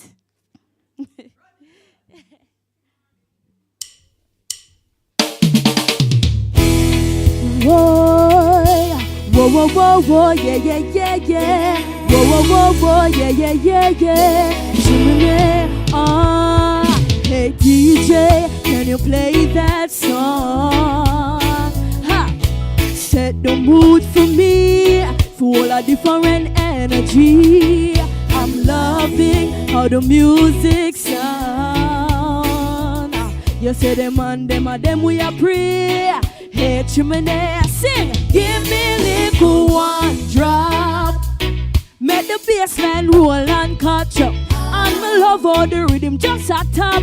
Me and me man a rocker.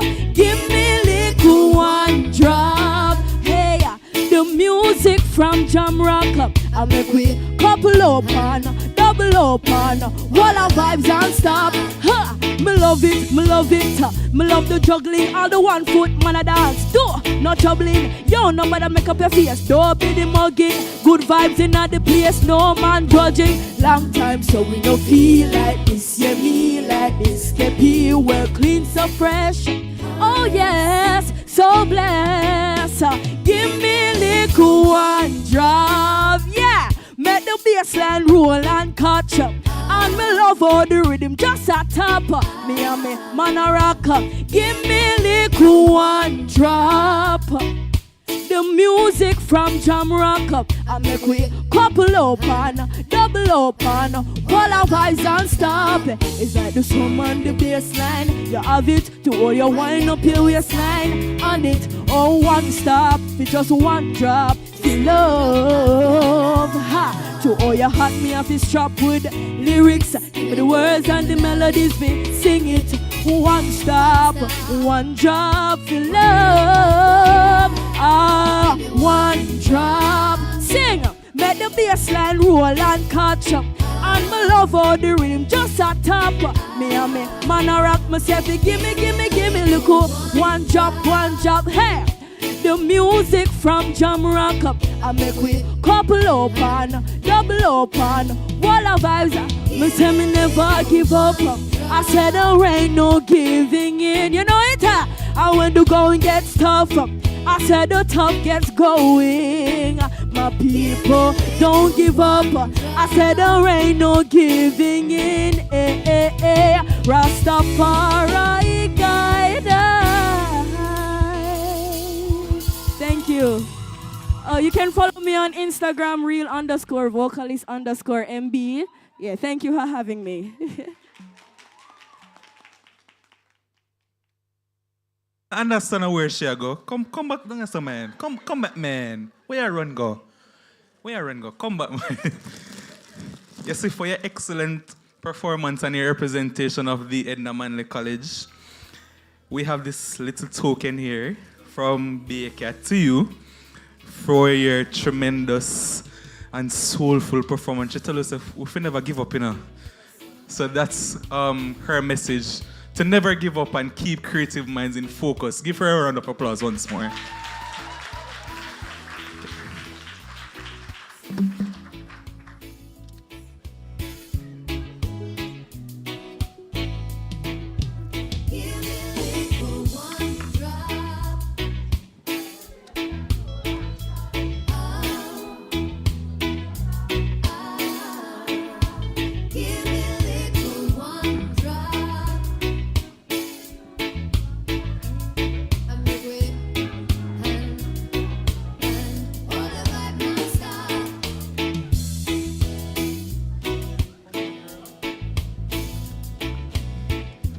Just go on a rock and, you know, do a little one rock, not a one drop, you know, because if you drop, me gonna laugh and them something there.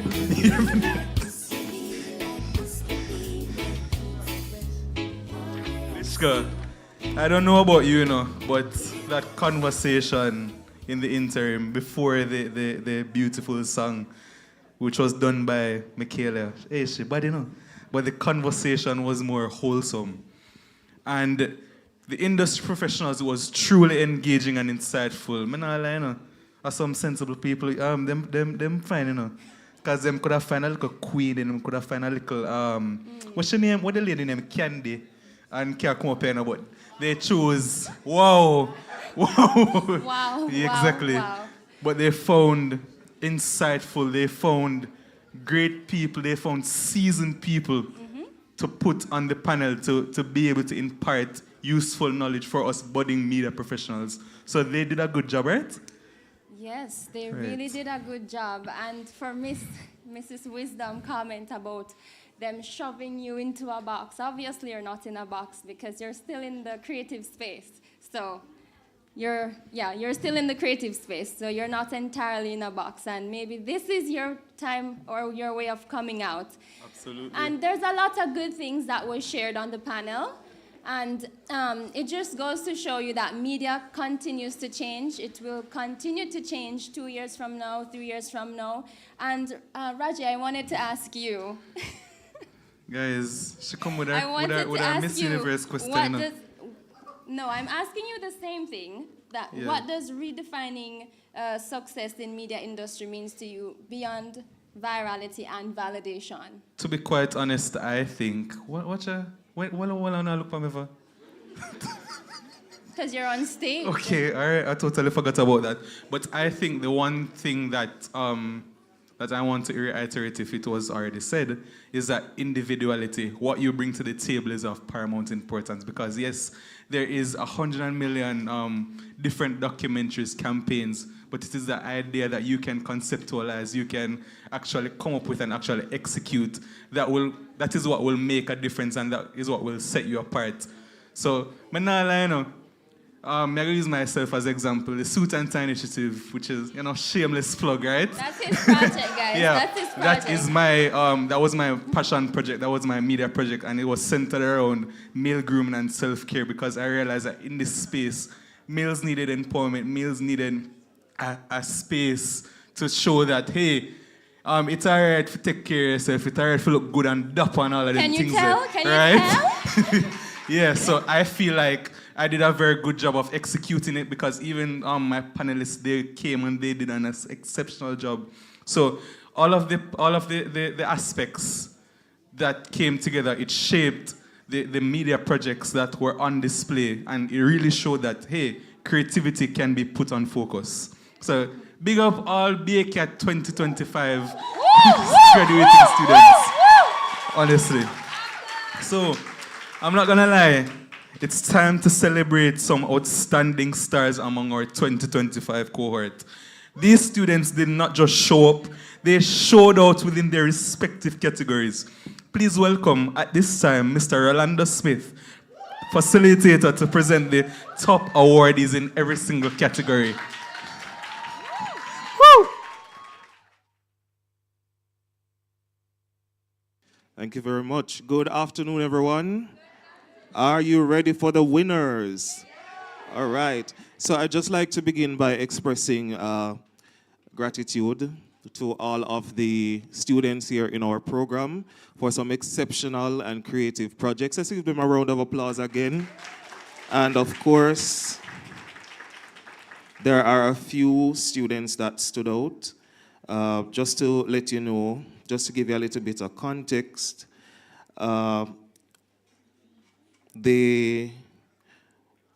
our students, their final projects were presented in front of a panel, and this panel assessed the different projects, and they were presented with a specific criteria that was written by Mrs. Kerry-Ann Smith-McIntosh, who is a favorite lecturer here. And they were assessed in terms of the excellence of their work.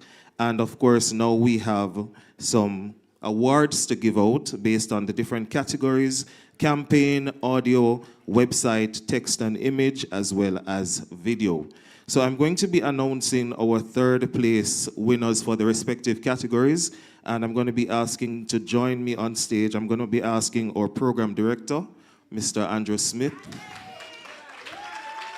my namesake, and he will be presenting the award. So ladies and gentlemen, the third place winners in the respective categories. We're going to begin with campaign. And this individual, love it, this individual presented a campaign that was called the Social Sense Campaign. Ladies and gentlemen, the third place winner for social campaign, Ms. Noelle Robinson.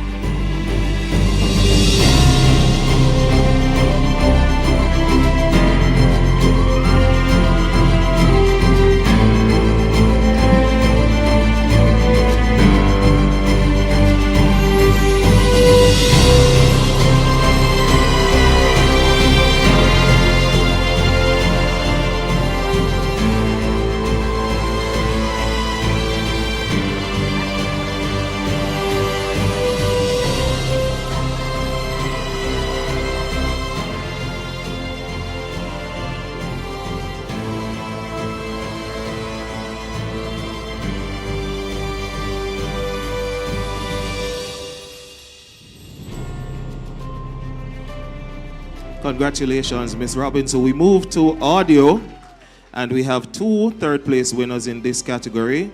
Let's give it up for two projects entitled Sounds of Our Ancestors and Retired. Hold on. And Retired Joys and Pains, Dejanay Lewis and Joanna Rose.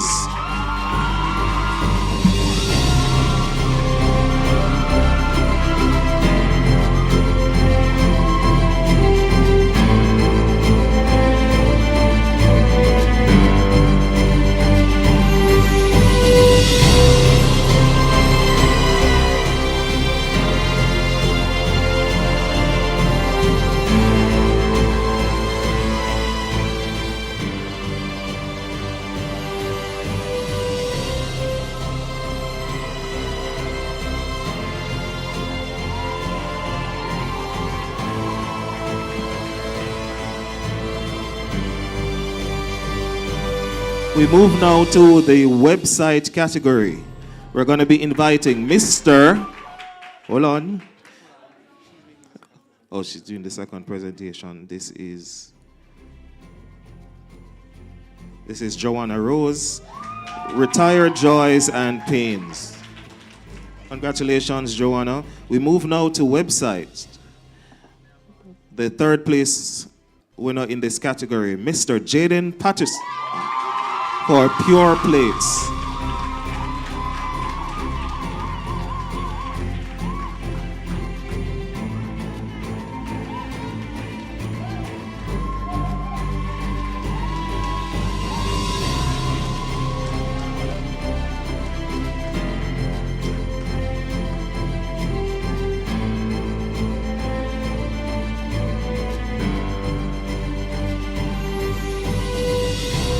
Third place in the text and image category, this person did a project entitled Silent Journal, Janelle Stevenson.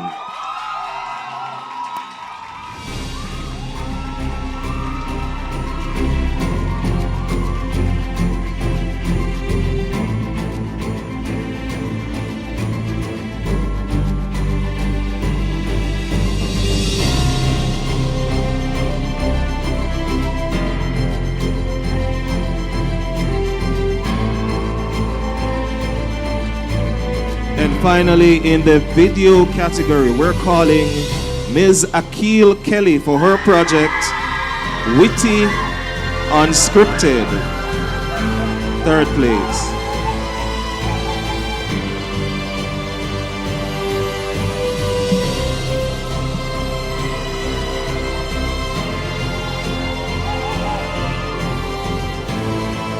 Thank you very much, Mr. Smith. A round of applause again for all our third place winners. We're moving to the second place for each category. We're going to be inviting our head of school, Dr. Warwick Latibodier, to join us on stage. Yes, man, clap him as well. All right, so let's waste no time. Second place in the campaign category, the Rescue and Revive campaign, Ardreen Edwards.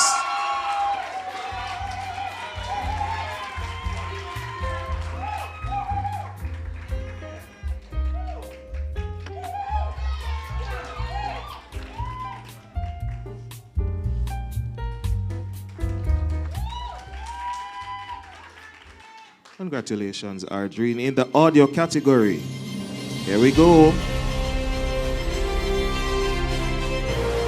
Beyond the Trigger, Dwayne Marshall.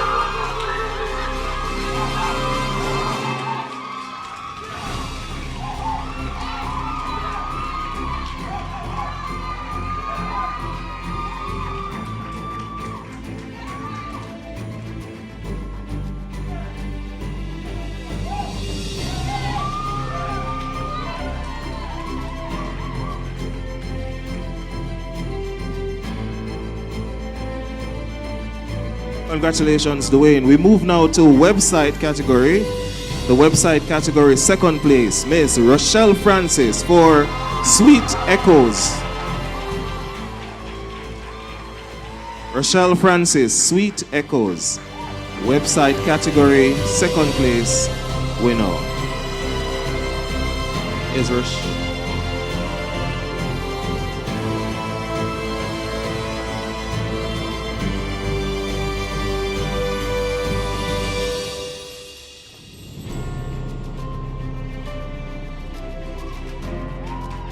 Okay, for the text and image category, second place, we have Pixels and Playgrounds, Shanive Alberga.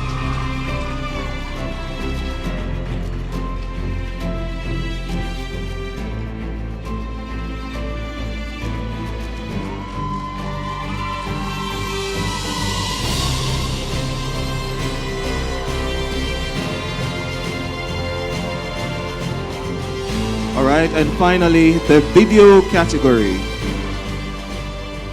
Congratulations to Tasna Gay Dunn, Hustling Hurdles.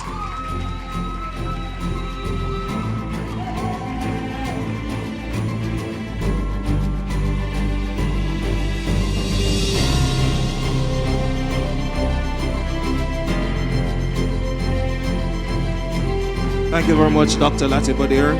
A round of applause again for our winners, the second place category. And the big one. I'm going to be inviting our Deputy Dean, Dr. Granville, Vice Dean, Dr. Granville Pitter, to join me on stage as we present the first place winners for each category. We're going to begin with the campaign category. Who is the winner, ladies and gentlemen? Well, he just gave a full explanation. Mr. Roger Noble for the Suit and Tie Initiative.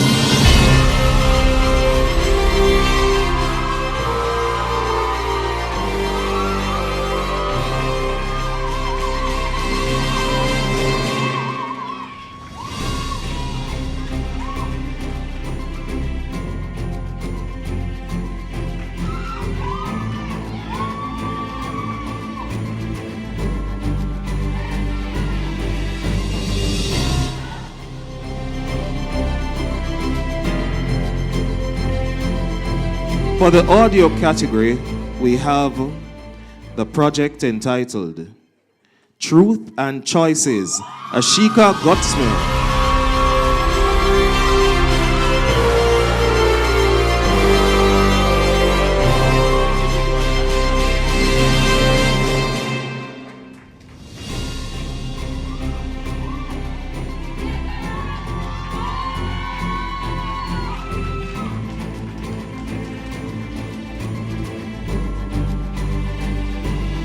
All right. So, ladies and gentlemen, listen up carefully. The next three names I'm about to announce, these are the winners for the website, text and image and video categories respectively, but these are also the top overall students. Did you get that?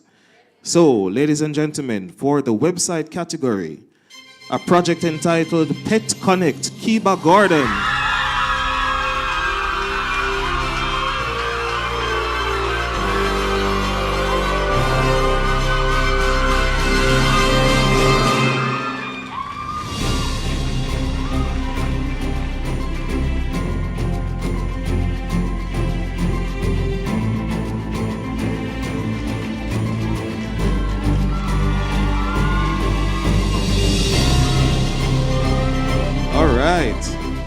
And in the text and image category, this project was entitled Grandma and Toxie, Shara Sydney Stewart.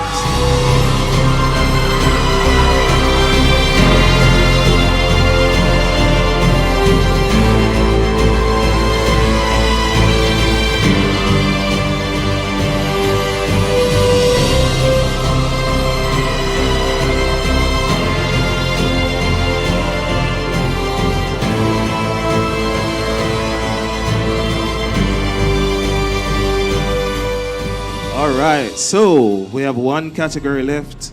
Ladies and gentlemen,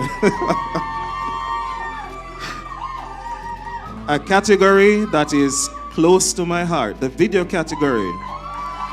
Yes, and the winner is the Fertile Fault Line, Brianna Clark.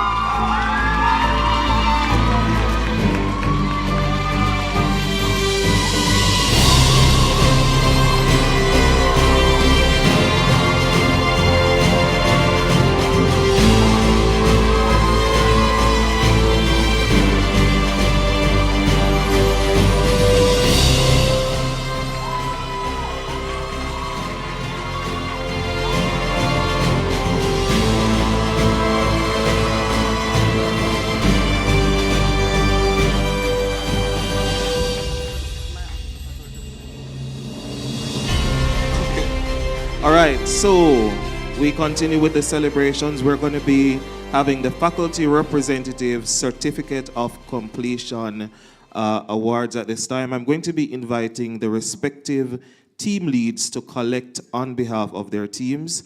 And I'm also going to be inviting my colleague, Miss Maribel Allow, to join me on stage. And she's going to be presenting to the first group, the graphics and website. And we're going to be inviting Miss Evalicia Sutherland to collect, why you can't scream me, to collect on behalf of her team. They give it up again for Evalicia and the graphics and the website team.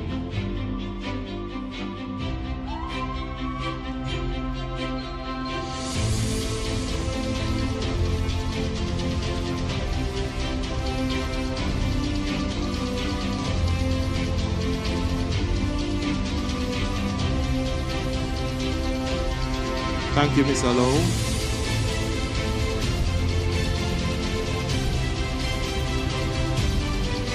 All right. We're moving to the marketing and PR team, and we're going to invite Miss Alicia Williams to present these two certificates to these two students. The marketing and PR team. We're going to be inviting, all right, I hear you. We're going to be inviting Ms. Janelle Dezzoni, yes, and Shara Sydney Stewart to collect these awards.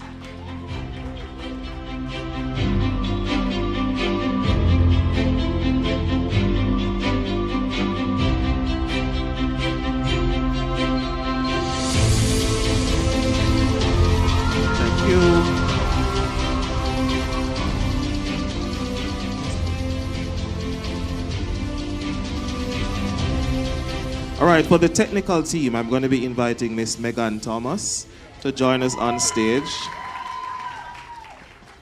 All right. And for the technical team, I'm inviting Teresa Morgan and Shamar Townsend to collect these 2 certificates.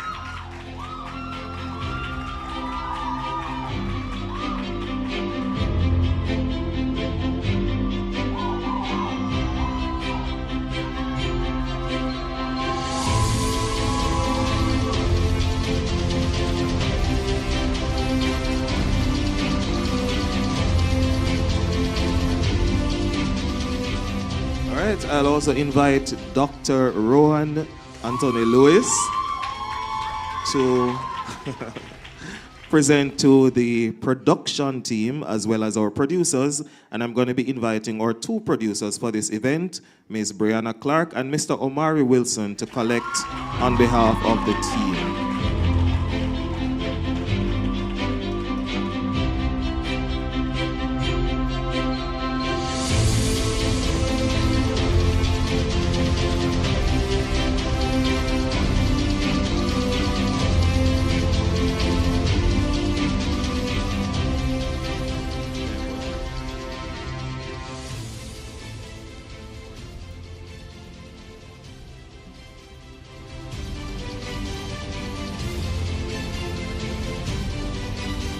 All right, so we continue with the festivities. The Top Cinematographer Award. This is an award that's given to the student with the best cinematic composition. I'm going to be inviting Mr. Dixon, my colleague, Mr. Dixon.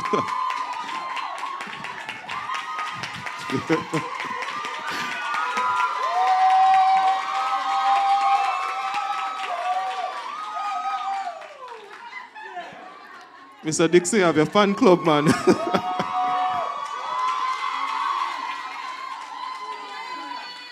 All right, Mr. Dixon, so you are presenting the award to the student who has been recognized as being the top cinematographer. And this is Mr. Jordan Williamson.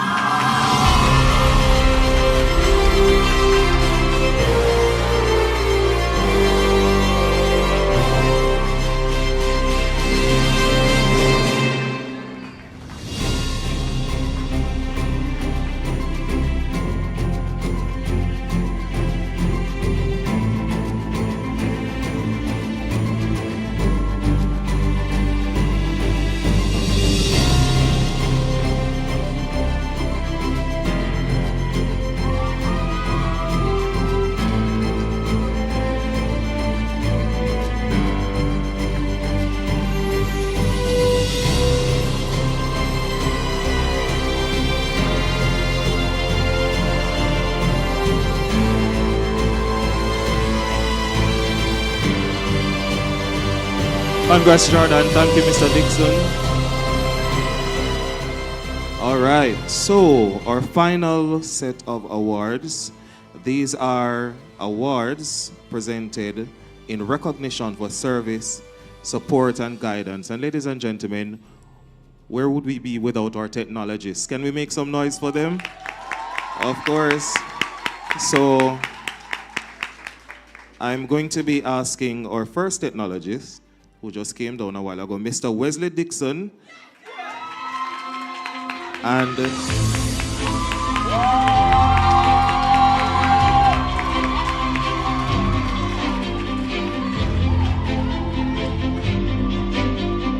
right. And he's being presented, his award is being presented by our overall top student, Miss Brianna Clark. Again, give it up for Mr. Dixon.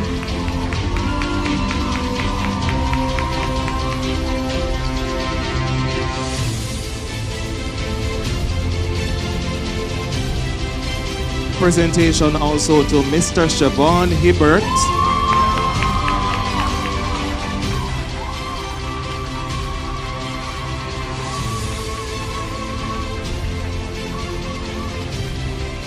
All right, and Teresa Morgan, Dwayne Marshall, and Jaden Patterson will be making this presentation.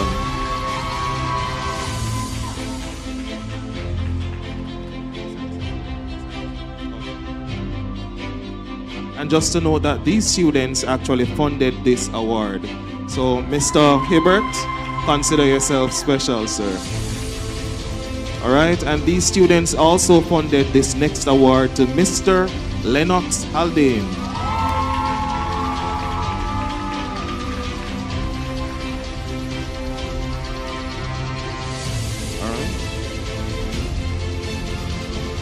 It is presented by Ms. Tasnage Dunn, Ms. Brianna Clark, and Omari Wilson.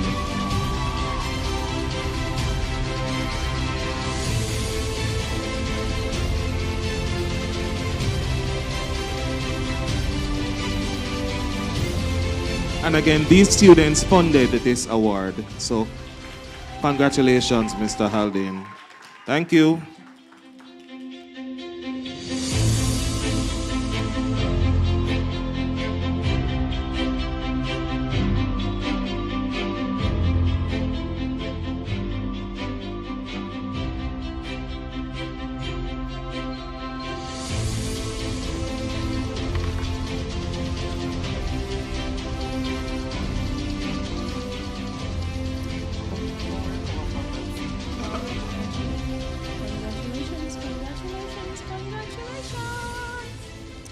Congratulations, everyone, the first place, second place, and third place winners. And for those of us who didn't get any awards, congratulations all the same. Exactly. As we bring this celebration to a close, it's only fitting that we take a moment to acknowledge the hands and hearts that made this possible today. To formally express our gratitude, we now invite Rochelle Francis to deliver the vote of thanks. Woo!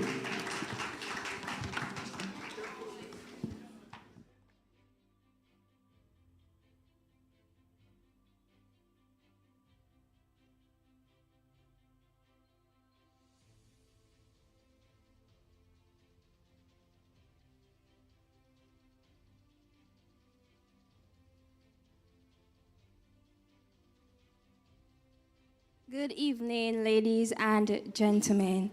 The room is charged. We are feeling passionate at the moment. I just want to express gratitude. As we bring Media Magnified 2025 to a close, it is my honor and pleasure to deliver the vote of thanks on the organizing team.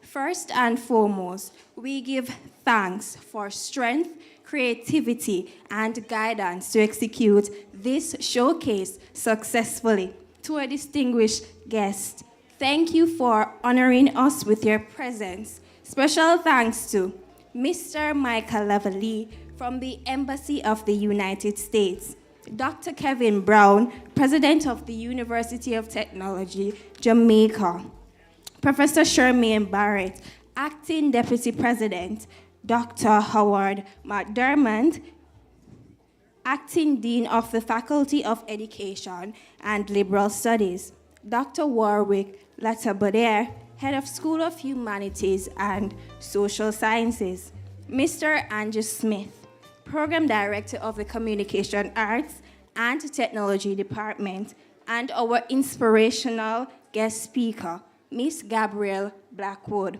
We are deeply grateful for your support and encouragement. To our panelists, Deja Harrison, Jamar McFarlane, Aisha Foster Wisdom, and Javon Garden. Thank you for sharing your insights and engaging in thoughtful dialogue. Your presence truly elevated the experience. We extend our heartfelt gratitude to our sponsors.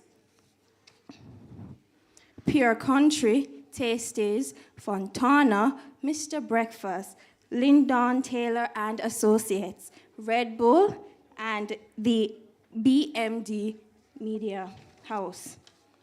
To our lecturers and the Communication Arts and Technology Department, thank you for your leadership, mentorship, and belief in our potential. To our production team, marketing, and technical and graphics teams who worked hard behind the scenes, thank you for your collaboration, late nights, problem solving, and commitment to bringing our ideas to life.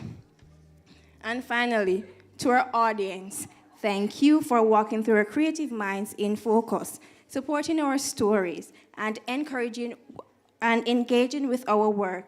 We hope you leave here inspired by the power of media and storytelling. Once again, thank you all for being part of Media Magnified 2025. May this be just the beginning of many great things to come. Have a wonderful evening.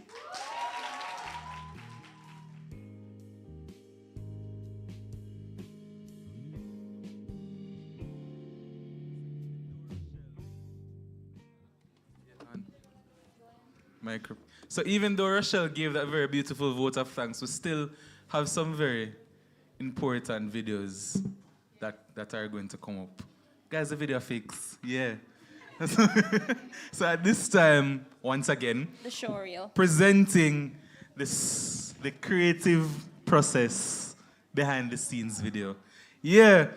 With audio this time. Exactly. We're kind of dead, so round of applause, guys. Great, love that.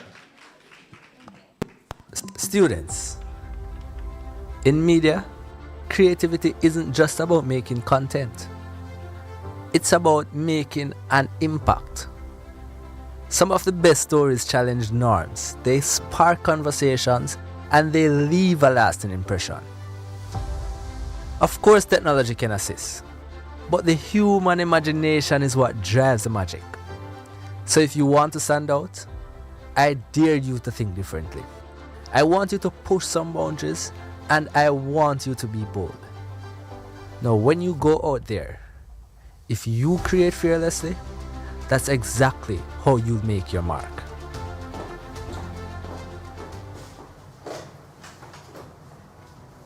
Welcome to Inside the Creative Process, a behind-the-scenes look at how media projects are created. My name is Jada Cohen, and today we join my classmates on site while they work on their projects, delving in different creative formats, such as text and image, audio, video, multimedia, campaign, and so much more.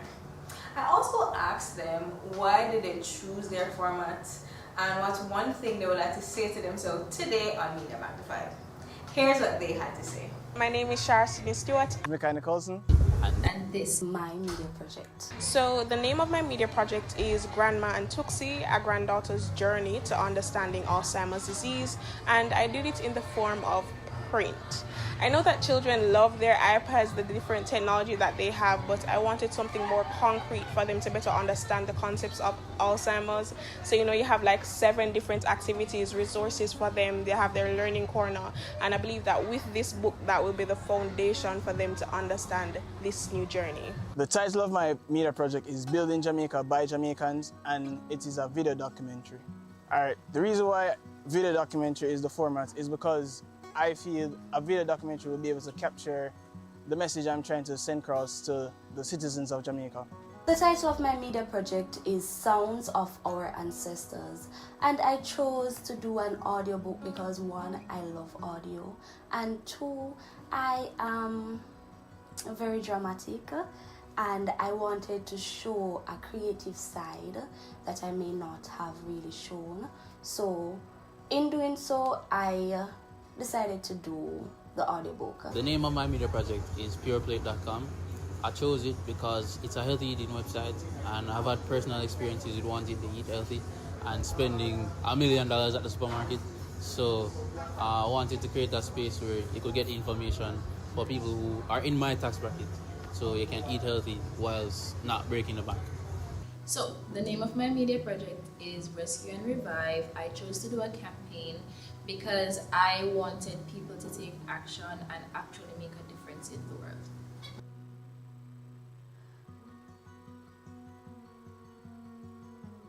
Shara Sydney Stewart, you can finally rest after being on this long journey. I'm so proud of you, and enjoy your sleep tonight. Bye. Well, I hope you did well. I hope all the interviews go smoothly. Thus far, they have been going well, and I hope that the end product is something that probably reach on national TV. One thing I want to say to myself on Media Magnified Day is that You did it. 4 years, the crying, the stressing, the sleepless nights, all the friendship you have made, you have done it. So congratulations, enjoy the day, and celebrate. The one thing I want to say to myself, my future self, is that you're at Media Magnified. That means that you have completed your media project. I hope you did a good job. I'm very stressed right now, so I hope you're not stressed. Girl, you did it. All the hard work, all the tears, all the fights, you did your big one. You are proud of you.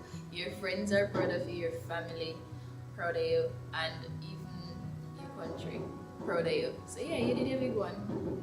Today we've seen the creativity, the innovation, and the dedication behind every single media project. Media Magnified isn't just about showcasing all the work, it's about the creative minds behind it. So, to every creator here today, let's take a moment to appreciate how far we've come. Your voice, your talent, your creativity is what truly makes media powerful. So, keep telling stories, keep pushing boundaries, and remember, most importantly, keep creating.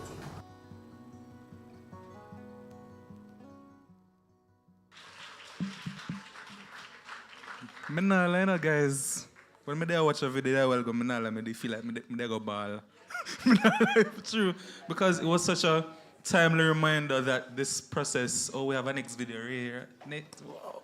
We have a next video. Oh, it was a timely reminder that the creative process. We have a next video. Do we have a next video? Okay. Yeah.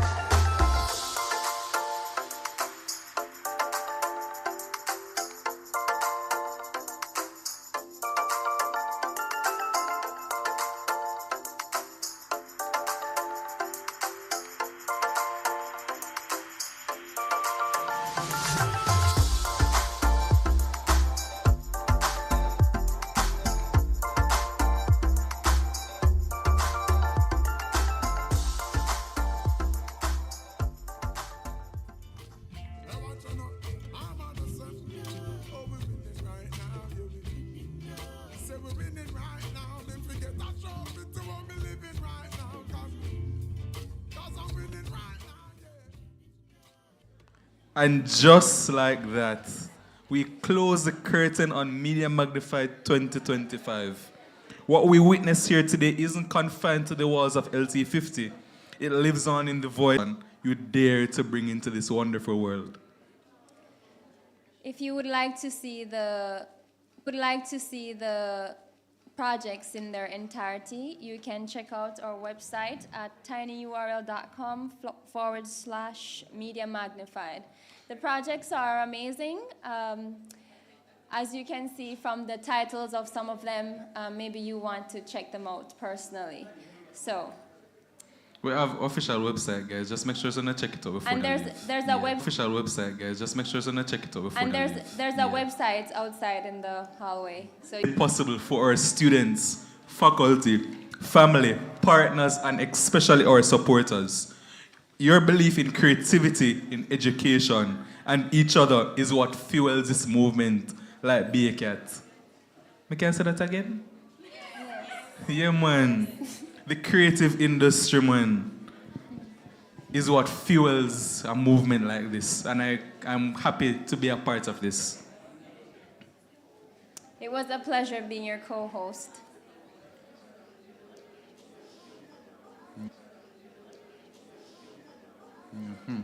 Yeah, I'm Roger Noble.